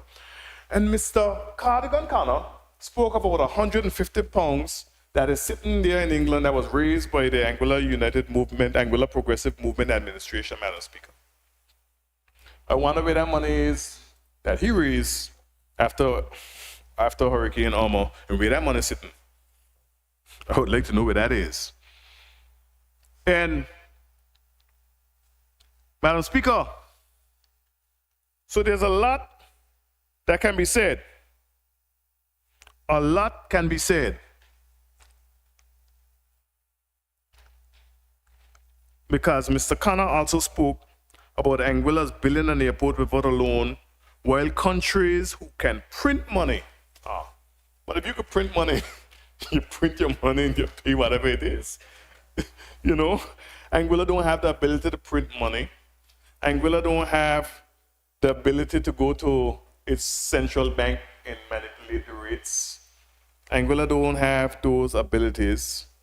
And so we have to, as they would say, pull ourselves up by our bootstraps, Madam Speaker. Madam Speaker, I won't be long. I'll be sitting down now, because there's a lot more that can be said. But I'll close with this. I took a lot of notes, but I won't respond to all of these things, Madam Speaker. But I want to close with this, Madam Speaker. And it comes from the MTF. And the Honorable Leader of Government Business, Madam Speaker, made a very important point that should not be lost on Anguillians. And that point is this, that we have placed Anguilla in a position where we'll have fiscal independence, where the British government can no longer say yea and nay for our budgets, Madam Speaker. The gentlemen on this side of the divide know how many roads that we had in budgets. How many roads? And they had to be cut out because the British government got a final say on the expenditure envelope. So we had to chop out all of these roads, True Voice and the roadway Andre Hall live, and anyway, I don't want to go into the keys and so forth, right? I don't want to go through the list of roads, Madam Speaker, because it was 71, I believe it is, 70-something roads. Mr. Richardson can get that list. 70-something roads, Madam Speaker. And we always have to be within the particular parameters in terms of they will be confining us to how much seconds I had? 30 seconds? 10 minutes? Thank you. Madam Speaker, but I just want to close by saying this, right? So we are way ahead in terms of arriving to our fiscal independence. We did the work. And this administration now can move forward and finish the race, Madam Speaker. And when I say finish the race, here's what I'm talking about. I'm talking about political independence for Anguilla. And I say that because a lot of people would always say, whenever I speak about independence, what Anguilla got away independent on. We've always had the ability to do so. And the final letter that the Honorable James Ronald Webster wrote, Madam Speaker, he wrote about the fact that the revolution wasn't only about separation from St. Kitts Levis, it was about independence from the British government. And I think that this new administration has a golden opportunity because you got support on this side of the divide. And I know at least one member on that side, I won't call his name, is a supporter of independence, Madam Speaker. This is the time, Madam Speaker, that we should forge forward with achieving that long-held wish of being totally constitutionally and politically independent from the people that put us in chains and brought us here. Thank you, Madam Speaker. Thank you, honorable member. I am heartened. Thank you, member. Very good presentation. No objections. Very collegial. We're getting places. This is a good time, I think, for us to take the break. We need a rest. We need to eat. And I propose that we come back at 2:15 to complete the debate and the reply to. Let's push to 2:15. I understand that we still need some lunch to be brought in 2:15. If we finish sooner, we can try. But for now, for the public's purpose, we hadn't taken a morning break. So let's push to 2:15. And I don't believe we'll be much longer after the lunch break. Thank you for your contributions this morning. This House will resume at 2:15.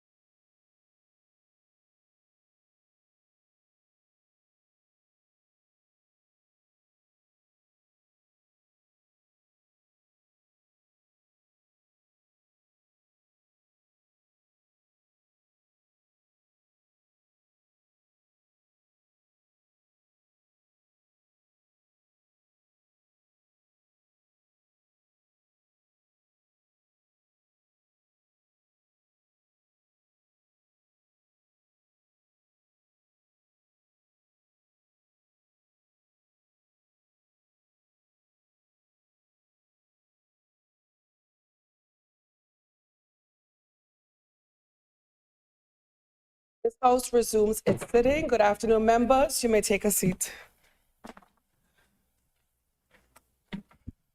Before the break, we left off in the debate of motion 15 of 2025. I now invite any other members who wish to make contributions on the motion to indicate so now. The chair recognizes the honorable member for Valley North.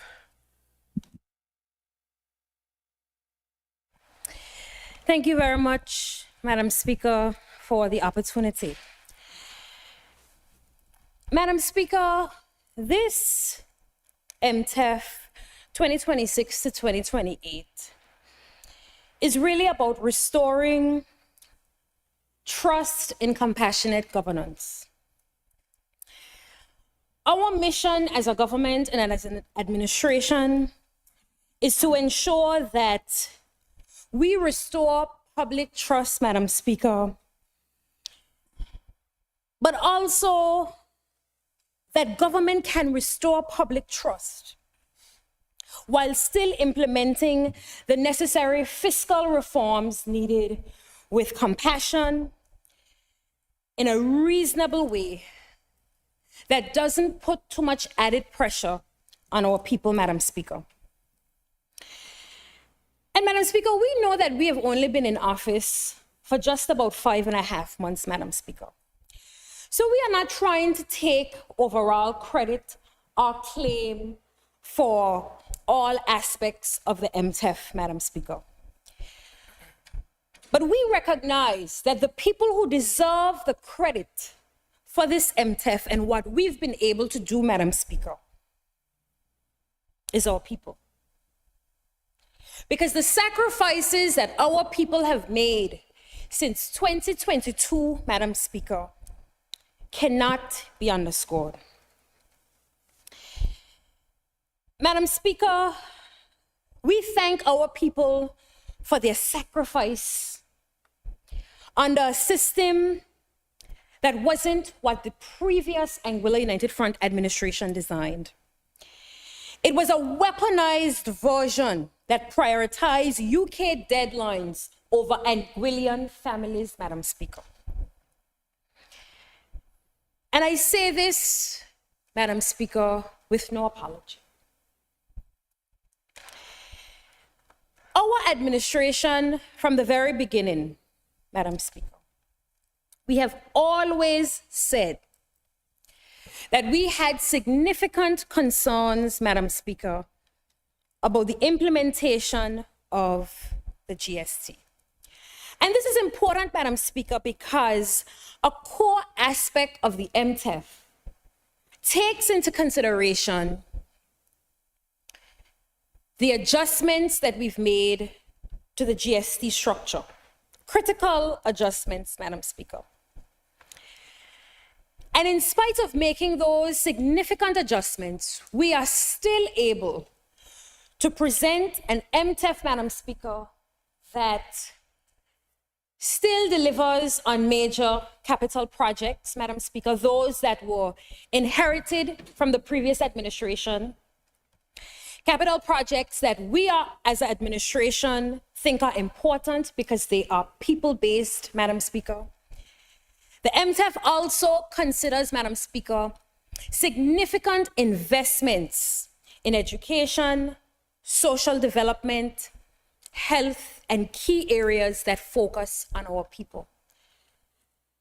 And these things are at the core of the Anguilla United Front's mission to support our people.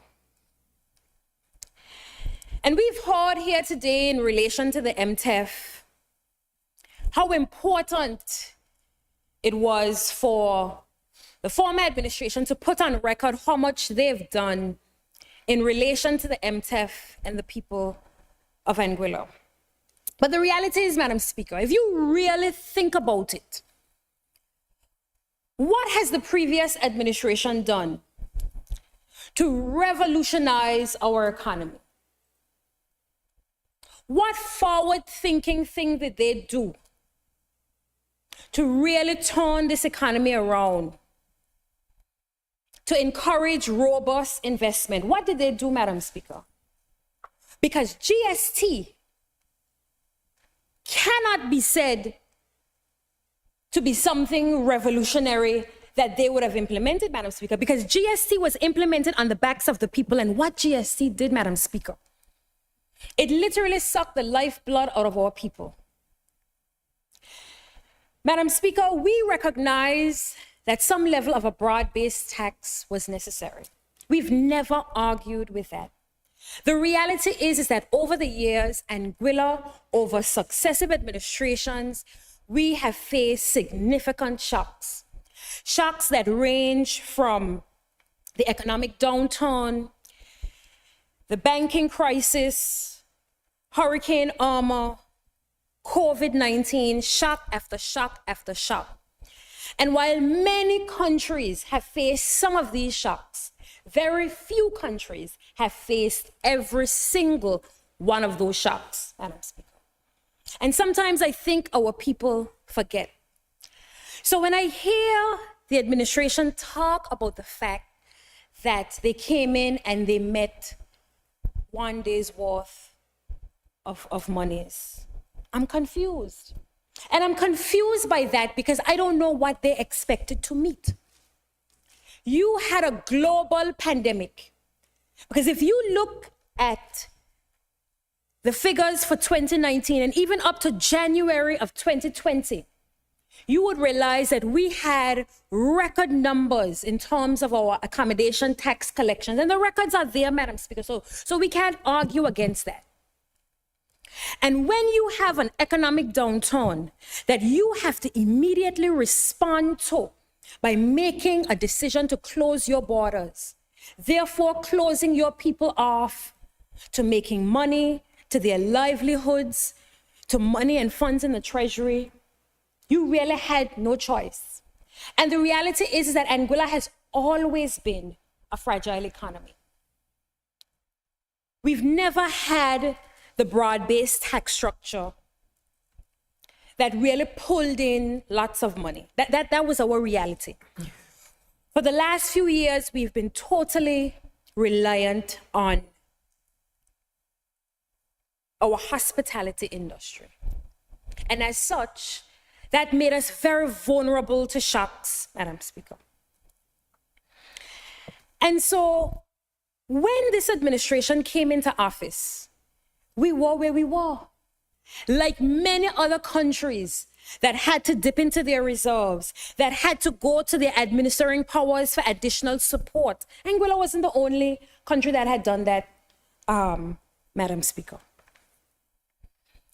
This MTEF, Madam Speaker, recognizes that in spite of all of those challenges, in spite of the fact that GST was implemented, our people still deserved an MTEF that considered them. And this MTEF does that. And I smiled when I saw the members rise and say they support the MTEF, because they are supporting an MTEF that considers significant GST reforms as of August 1st.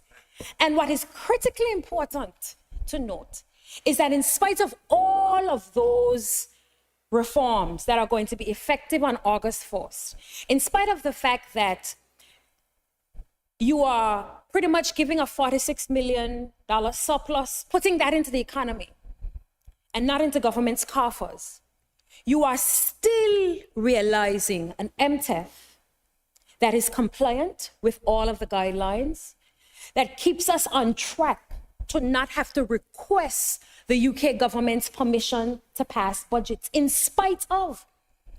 And so if I was on the opposition side, I too probably, Madam Speaker, would feel away.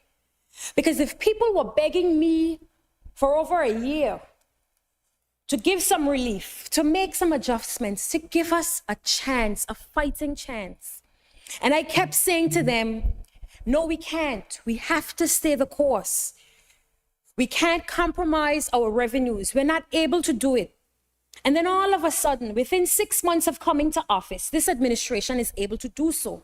And not just able to do so, but we are able to do so while still maintaining in a responsible way a budget, an MTEF that keeps us on track, that keeps us delivering on our promises to the people, that keeps us maintaining a number of capital projects, Madam Speaker, that, by the way, while we may not have supported the way in which some of these projects were entered into, we recognize that government is continuous. And I take this opportunity to once again put on record that our administration has never been against the development of the airport. As a matter of fact, the last airport development prior to this one, the runway was developed under the AUF administration. And as members have rightfully said in the past, airport expansion and development has been outlined in many AUF manifestos of the past. So we acknowledge that we have always supported airport development. What we have not necessarily supported is the way in which airport development was undertaken. Madam Speaker, this MTEF demonstrates a shift. Compassionate governance versus brutal politics. The 2026 to 2028 MTEF demonstrates the fundamental difference between the Anguilla United Front and the APM leadership. We believe that government can achieve fiscal responsibility while treating our people with dignity. They believe that fiscal responsibility requires trampling on people's well-being. Our tax restructuring proves that you can maintain fiscal compliance through compassionate policy design. Their approach proved that you can achieve fiscal compliance by forcing people to suffer unnecessarily. Madam Speaker, we were trying to fill a $22 million shortfall as a country. We passed that threshold with flying colors long ago. And no one stopped to say, perhaps we are overtaxing. Perhaps we should shift and adjust. Perhaps we should listen to the people who elected us to public office. Perhaps we should reconsider that we once said to the people that GST would be a damaging tax. So we've implemented GST. It is doing just what we said it would do. Be damaging to the business community, reduce people's spending power.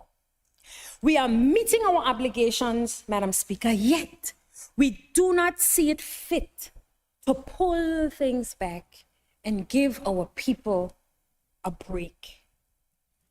So government's coffers must be here, and the people's must be there. But Madam Speaker, while many people were silently hurting and crying, they were just waiting, because there's a saying that time is longer than twine. And on February 26th and 27th, the people of Anguilla made a very clear and bold statement. They reminded us that the power of the people will always be more powerful than the people in power. They reminded us that when promises are made, we have a responsibility to keep those promises. And this MTEF, Madam Speaker, does just that. It's a commitment to the promises that we made. Promises to shift to a policy direction where we focus on the development of our people first and foremost, where our capital projects must be directly aligned with the development of our people every step of the way, where there must be a balance between our investments in our people and our capital projects. And I hear, Madam Speaker, about previous AUF administrations and how much money they would have spent and the infrastructure didn't keep up. But I will tell you this, Madam Speaker, and I will put this on record every single time. What is not talked about is how much money was spent on scholarships, Madam Speaker, between 2000 and 2010 and 2015 and 2020. Because the record is clear. in relation to scholarships. As a matter of fact, there are many public servants who are sitting in government offices today as a direct result of scholarships that were funded under the AUF administrations. And I was one such person, Madam Speaker. So I'm grateful. I am grateful that the AUF didn't spend every single dollar on capital projects and they prioritized the development of our people. Because today, there are many of us who are direct beneficiaries of those investments, and we have a responsibility to give other Anguillians those opportunities similarly. So, Madam Speaker, this MTEF is about restoring trust in government's tax policy. It's about being able to implement the necessary fiscal reforms without causing unnecessary hardship. The APM's brutal implementation of GST, Madam Speaker, will never be forgotten. It will never be. And you know why I talk about the brutal implementation of it, Madam Speaker? I have to talk about it, and I have to talk about it because there's always this rhetoric about GST being the AUF's GST. But the AUF's GST contemplated a phased approach, Madam Speaker. And I dare say, if a phased approach had been taken in relation to GST, the APM administration would have recognized that GST in a phased approach was performing well, and there would be no way, no reason to implement the additional phase of GST. But that wasn't done, Madam Speaker. When our people were at their lowest, still getting out of a pandemic, when our people needed our government more than ever before, we implemented wholesale GST right across the board. And again, I must praise our people for the sacrifices that they made. Because of those sacrifices, Madam Speaker, we are able to stand here today. Because make no mistake, the APM administration made no sacrifices. They actually took the easy way out, because the easy way out was the implementation of that tax. And they made no personal sacrifices, because I can tell you, GST was implemented on July 1st, 2022. But prior to that, on January 1st, 2022, the APM administration made sure that their 15% salaries were reinstated. So they gave themselves, Madam Speaker, a buffer for the incoming GST. But guess who didn't have a buffer, Madam Speaker? Our people. Our people were still trying to catch themselves out of COVID. Our people were still trying to adjust, Madam Speaker. But our people are resilient. And no matter what, we will rise. Our people recognized in 2020 that they made a mistake. They recognized that the people who were campaigning to them were not who they thought they were. And so come 2025, they went to the polls and sent an overwhelming message, particularly at large.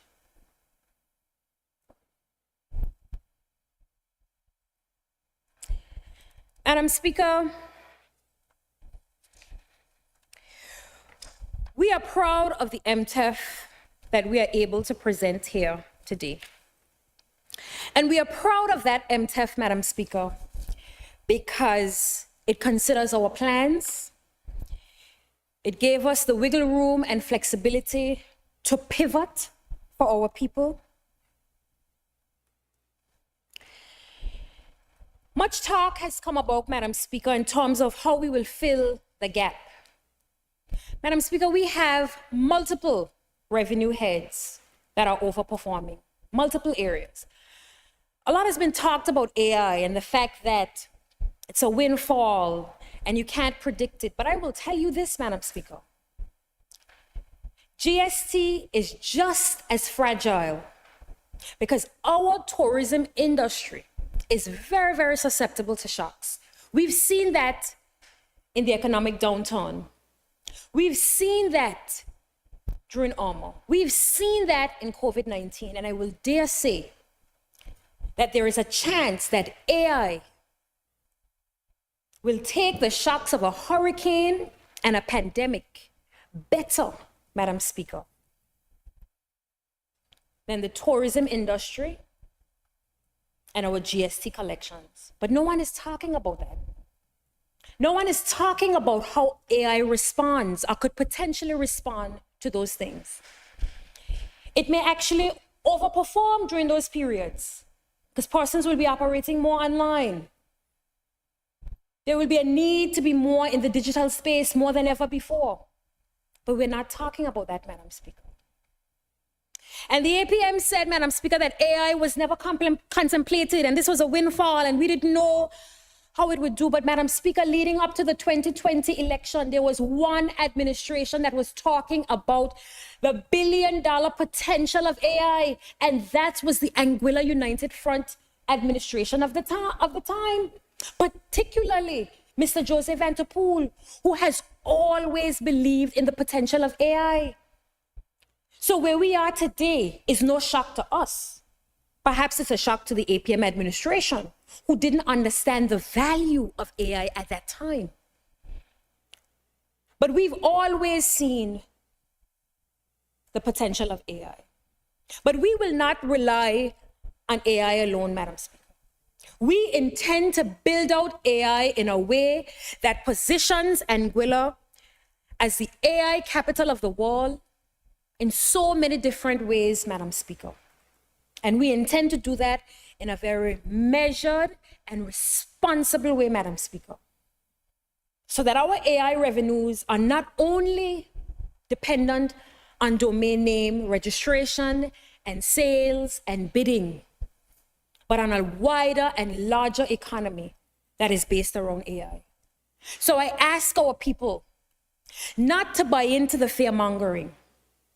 Consider this MTEF that keeps us on track to meet all our borrowing guidelines while still putting back $40+ million back into our economy, increasing our people's purchasing power.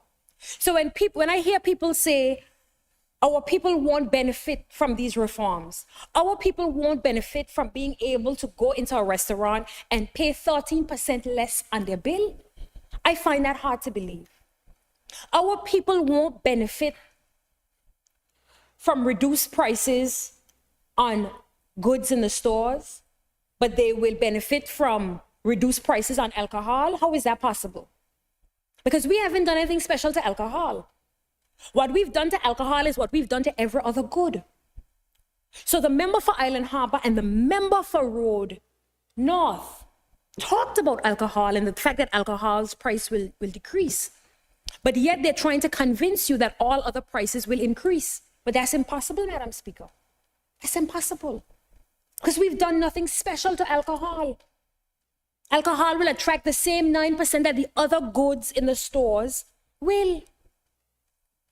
This MTEF, Madam Speaker, recognizes that our people needed a break. And it also recognizes that a break has always been possible.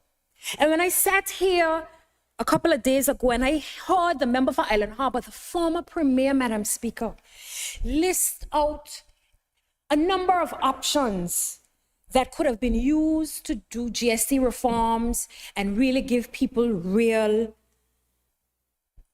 reform and real relief, I was so puzzled. I wondered if he was recently introduced to ChatGPT and he typed in, how can we give GST relief to the people? Because, Madam Speaker, when we presented our GST relief plan less than a year ago, the same honorable member indicated that he was disgusted by the plan. And I sat in this honorable house and I referenced that. And the member stood up on a point of order and said that he didn't say that. And I was able to reference the Cool FM interview where he did say it, Madam Speaker. He was disgusted by the plan. Yet, here we are implementing a plan that the member has already acknowledged that some aspects, some goods, alcohol in particular, will have a reduced price. So in essence, he has acknowledged that our plan should reduce prices. But yet, he was disgusted by the plan. But you know why he was disgusted by the plan, Madam Speaker? Because we were presenting the plan. Not because the plan didn't have merit, but because the plan was being presented by the loyal opposition. And nothing that the loyal opposition presented had any merit. But I am glad that the people of Anguilla saw that we had merit and saw that our plan had merit. And they rewarded us, Madam Speaker. And so we intend to stay true to our people every single chance we get, Madam Speaker, because we are here to serve the people of this country. And we were not put here by chance, Madam Speaker. 8 members are not elected by chance. We stand before you in this honorable house not to claim credit for the people suffering, Madam Speaker, but to thank every Anguillian family who endured the brutal and unnecessary hardship of a tax that was implemented without compassion.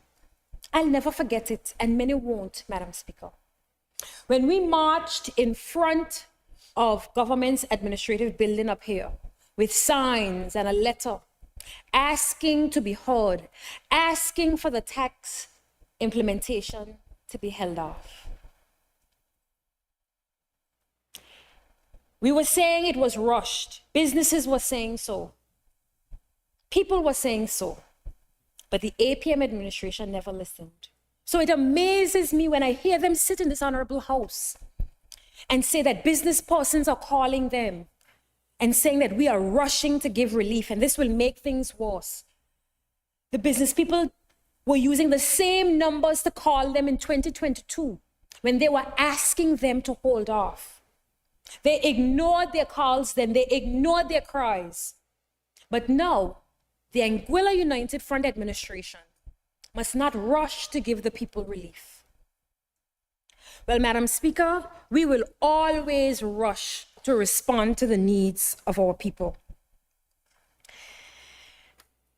That system wasn't designed with our people in mind. Our 2026-2028 medium-term economic and fiscal plan proves that fiscal responsibility and human decency, Madam Speaker, can coexist.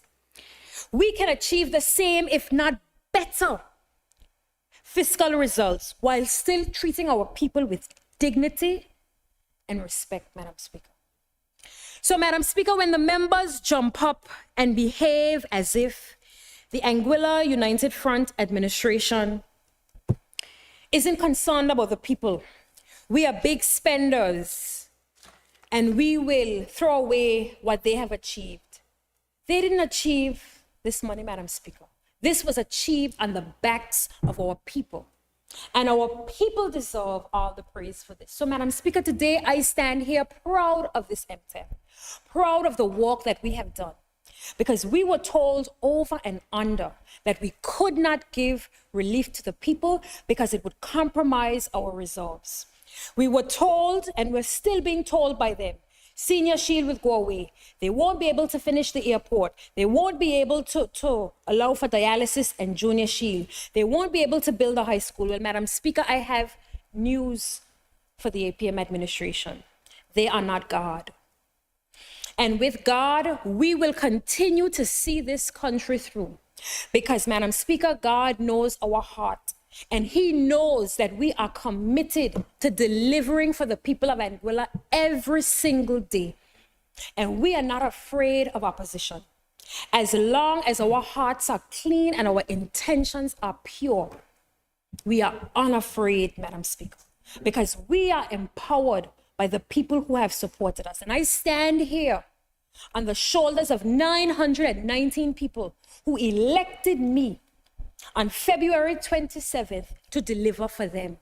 And every single day, I will get up and I will continue to deliver and deliver on anything that is within my remit, Madam Speaker. So, Madam Speaker, I thank you, and I thank the Honorable Premier for sticking to the task at hand, even when there was opposition, even when persons told her it couldn't be done, even when the pressure was on.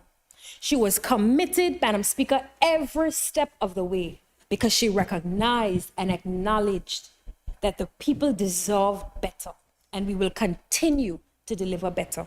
Thank you very much, Madam Speaker. Thank you, Honorable Member. Are there any other contributions?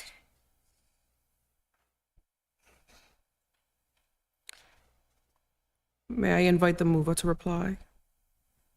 Thank you, Madam Speaker, and certainly appreciate having been given the opportunity to consider the medium-term economic and fiscal plan 2026 to 2028. As we have reiterated, this is due to good fiscal discipline, strategic leadership, which started long before the AUF and the election of February 25 and 26 of 2025, Madam Speaker. Madam Speaker, certainly there's so much that I could respond to that has been said. And at this point in time, I think that we will save some for further deliberations, because I know between now and 2027, is that when they said the next election will be in 27? I'm sure that we will have a lot more to say. So, Madam Speaker, again, I know that it was a short time in getting the motion, and so I want to thank you for using your discretion to allow us to do this. Thank you very much. Thank you, Honorable Leader of Opposition. Thank you, members, for your contribution. It was very wholesome. Maybe you proceed with the order paper.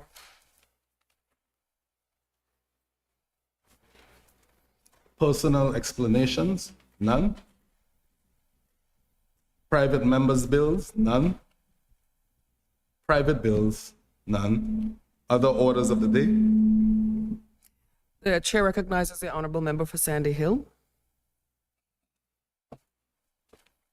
Thank you, Madam Speaker. Madam Speaker, I recognize that this is our last House of Assembly session before the Christmas, fast forwarding already, before the carnival break. And Madam Speaker, I just want to rise to wish the people of Anguilla, our visitors, our residents, a very happy, safe carnival. And I just want to impress the need for us to continue to remain vigilant. We know that we're dealing with different times than we have been before. But at the same time, Madam Speaker, many of our family and friends have joined us this season, this carnival season, here in Anguilla to participate in Carnival 51. I want to thank and recognize the Honorable Minister for Social Development, Youth and Culture, the Honorable Shelley Rogers-Webster, for all of the hard work that she and her team would have undergone since being elected and taking up her portfolio. And it was a lot of work to get done in such a short time. And so I commend her, and I commend her entire team and ministry for getting us to this point. And so we look forward to an absolutely wonderful carnival. We ask people to remain safe, to ensure that if they are drinking, if they're eating, if they're being festive, that they do so responsibly. Thank you, Madam Speaker.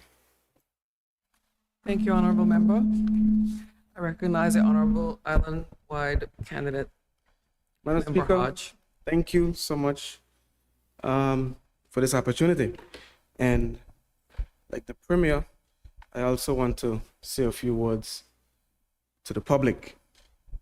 Carnival would have opened last week, and now we are getting into the meat of the celebrations. And I want to encourage the people of Anguilla, the revelers, those visiting Anguilla, those taking part in the various activities, Madam Speaker, to do it with respect of others. To drink responsibly because we know as adults around this time, there's increased fetting, there's increased partying, and that's just a matter of fact. So we encourage those who will indulge and engage to do it responsibly. And if you're going to drink, don't drive. And always have someone with you who can look out for you. Madam Speaker, I also want to take this time because tomorrow, the 1st of August, is also the shifting of some PS positions. And I want to thank my PS, Karim Hodge, who I worked with for the past 5 months, for all his support. And I welcome my incoming PS, Mr. Larry Franklin, to the position that he's now coming into. And I look forward to working with him. I also, Madam Speaker, want to encourage Anguillians, those here right now and those coming in tomorrow,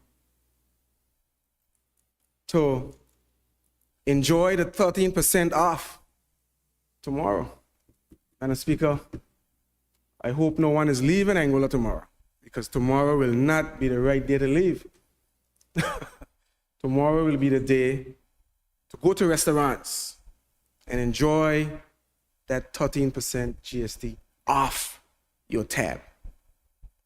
Tomorrow will be the day to enjoy the hardware stores, the appliance stores,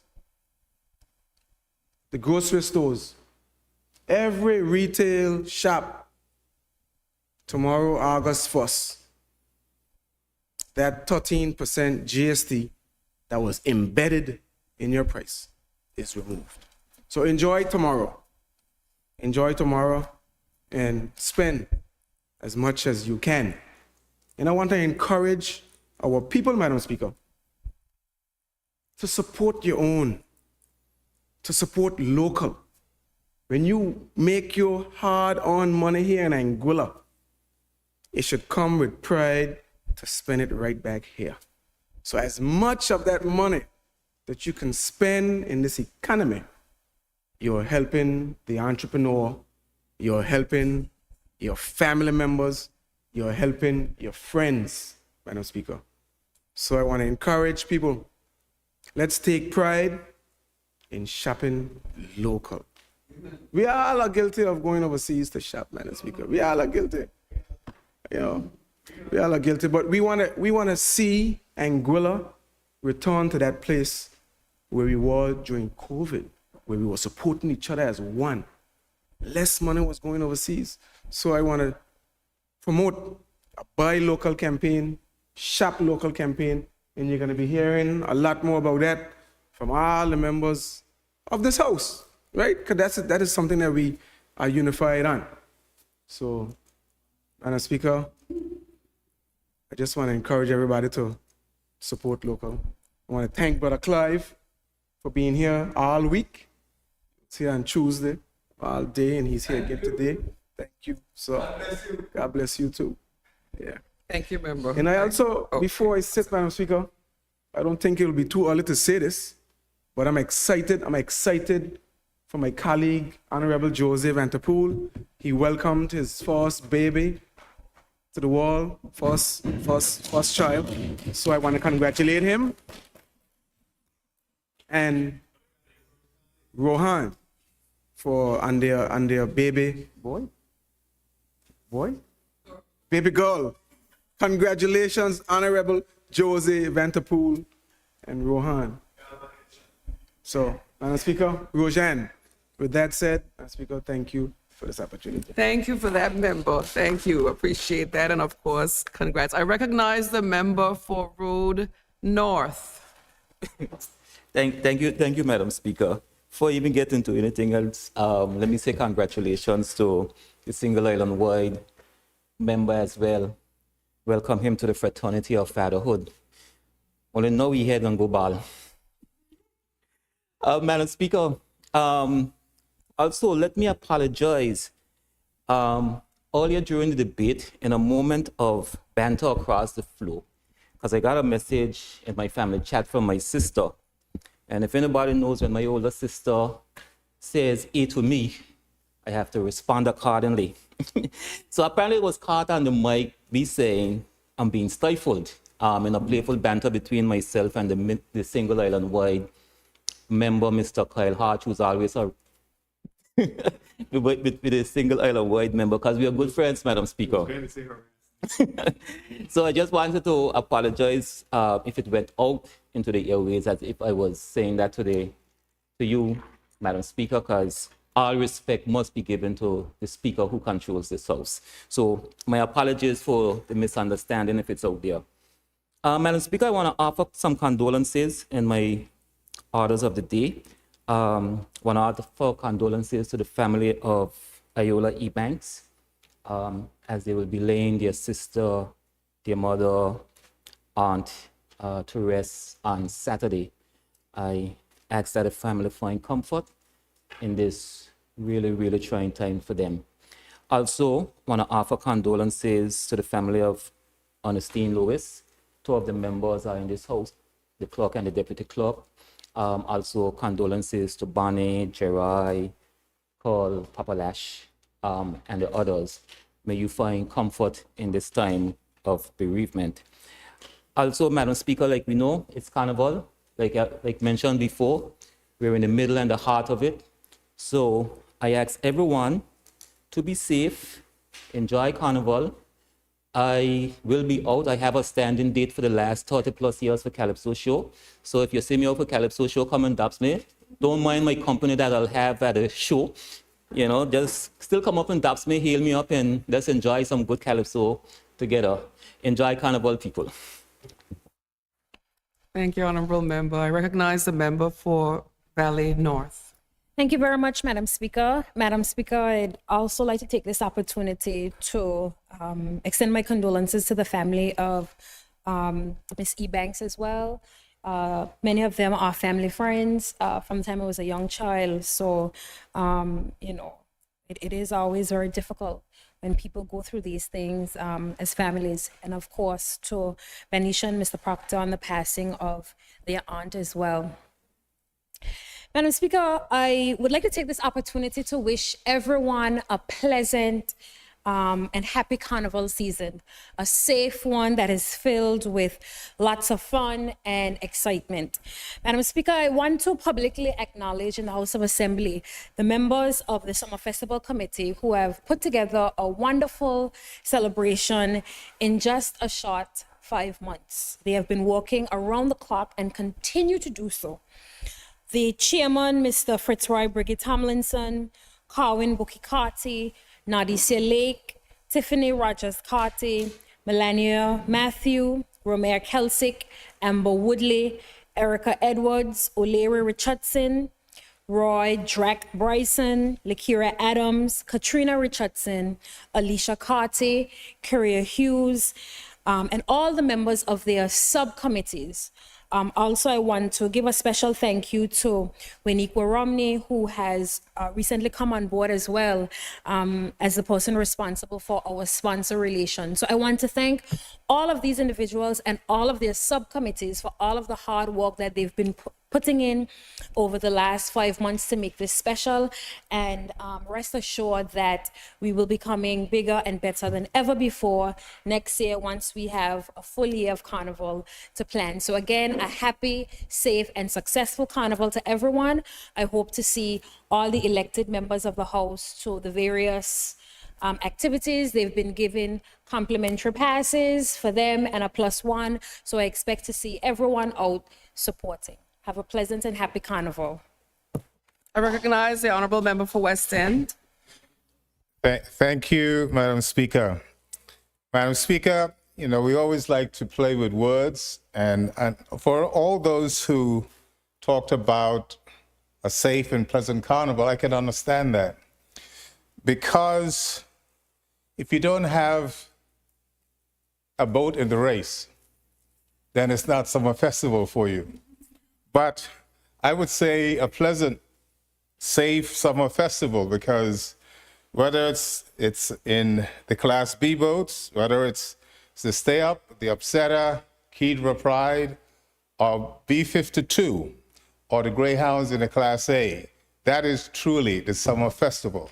So the combination of Carnival and summer festival, guy from North Hill or my colleague from North Hill, there's nothing to shout about.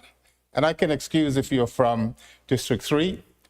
They don't have any votes. Island Harbor, the former premier is not in the house, so he probably saw it coming. But on a serious note, Madam Speaker, I think there is something for everyone. I think you notice that those for Juve, they will be there first thing in the morning. Those for the boat race will be there during the day, and those who are into this beach party that goes into the nights, whether it's at Sandy Ground or Meads Bay. So it's something for everybody. But like everything, the key that makes it a success is that when we talk about a summer festival or carnival, it is about it being safe.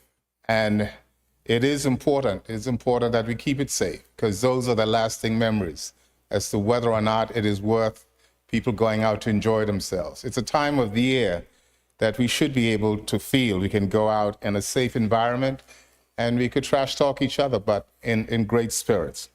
And of course, to my colleague, Jose, who's on top of the wall right now, and he didn't do it alone, to the person that did most of the work, if not all of the work, his girlfriend, and the mother. So again, congratulations to them both.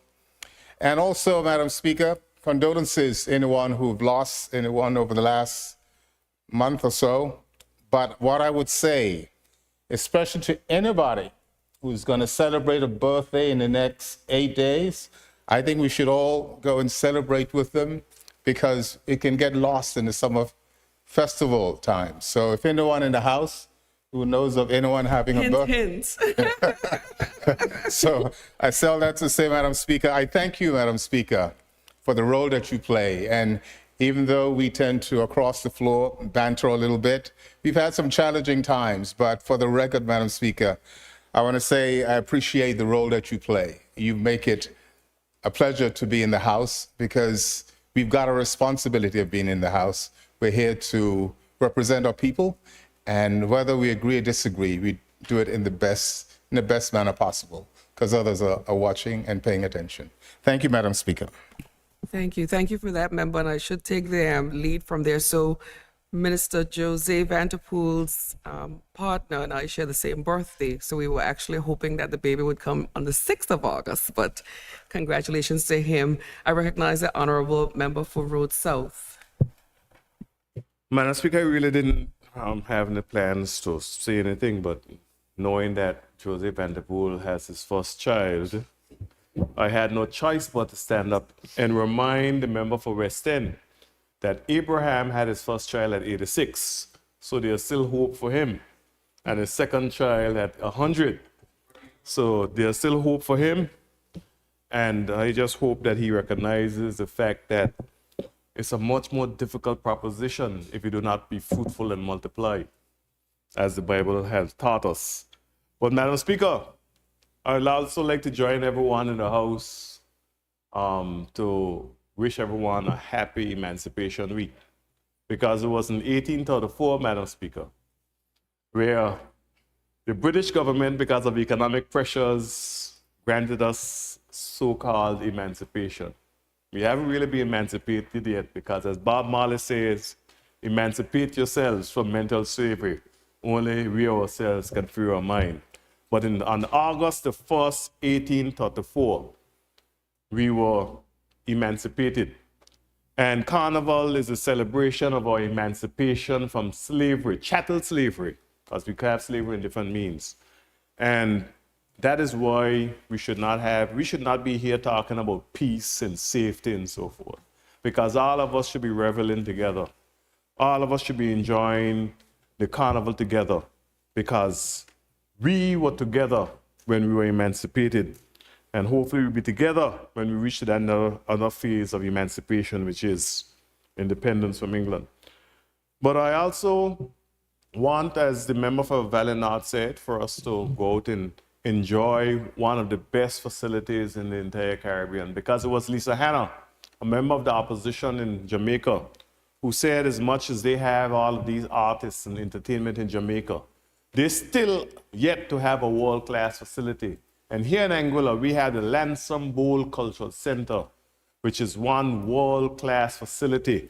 And I remember last year on International Night when Dexter Daps showed up to the Lansom Bowl Cultural Center, Madam Speaker, and he marveled at what a wonderful edifice that is. And hopefully we can take care of it and continue to grow it from strength to strength and continue to build world-class facilities in Anguilla.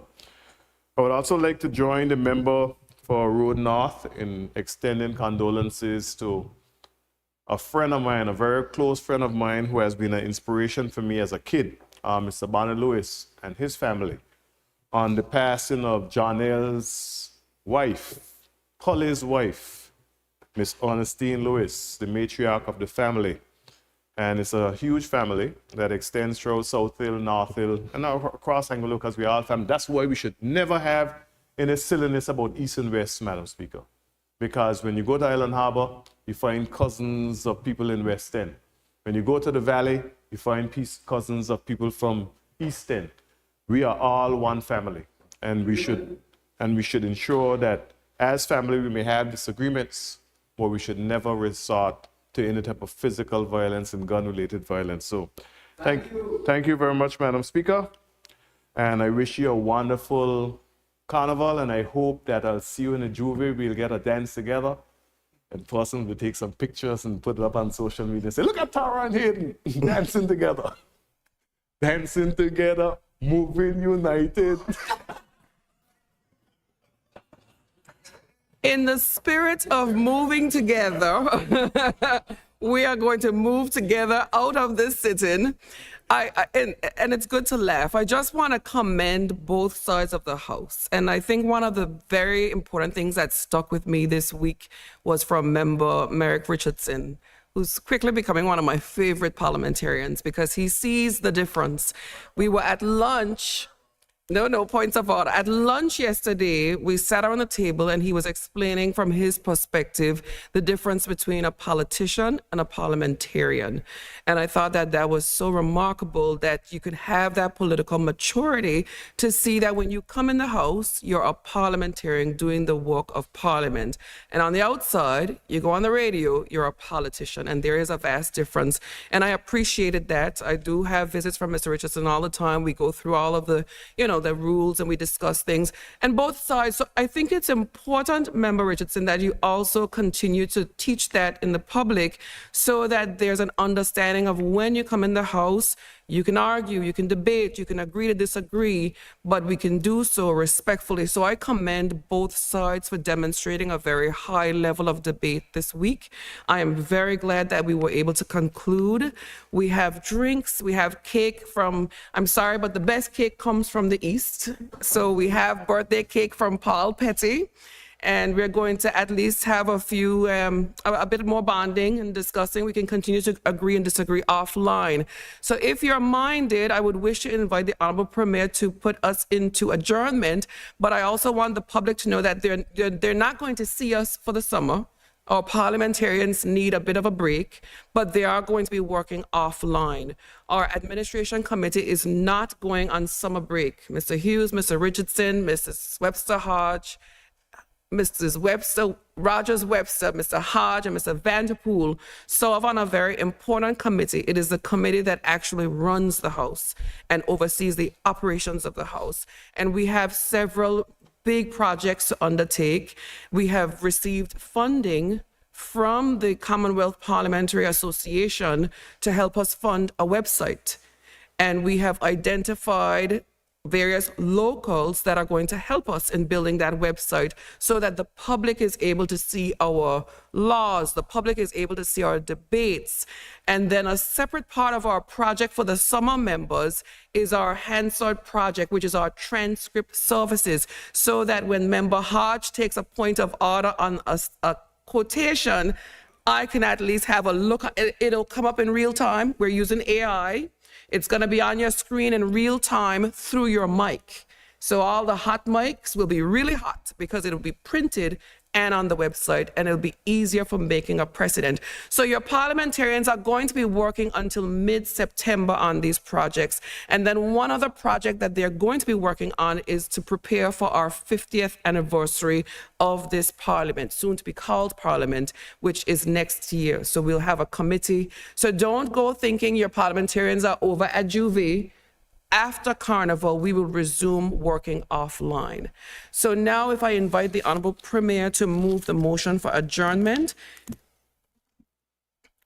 The second Tuesday of September, Honorable Premier, is September 9th, I believe. Thank you Yeah, very 9th. much, Madam Speaker. Madam Speaker, I hereby move that this honorable House be adjourned until the 9th of September 2025. Thank you. May I have a seconder?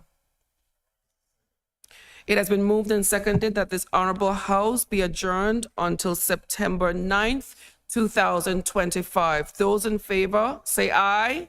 Aye. Those opposed, say no. The ayes have it. This House stands adjourned. Oh, yes.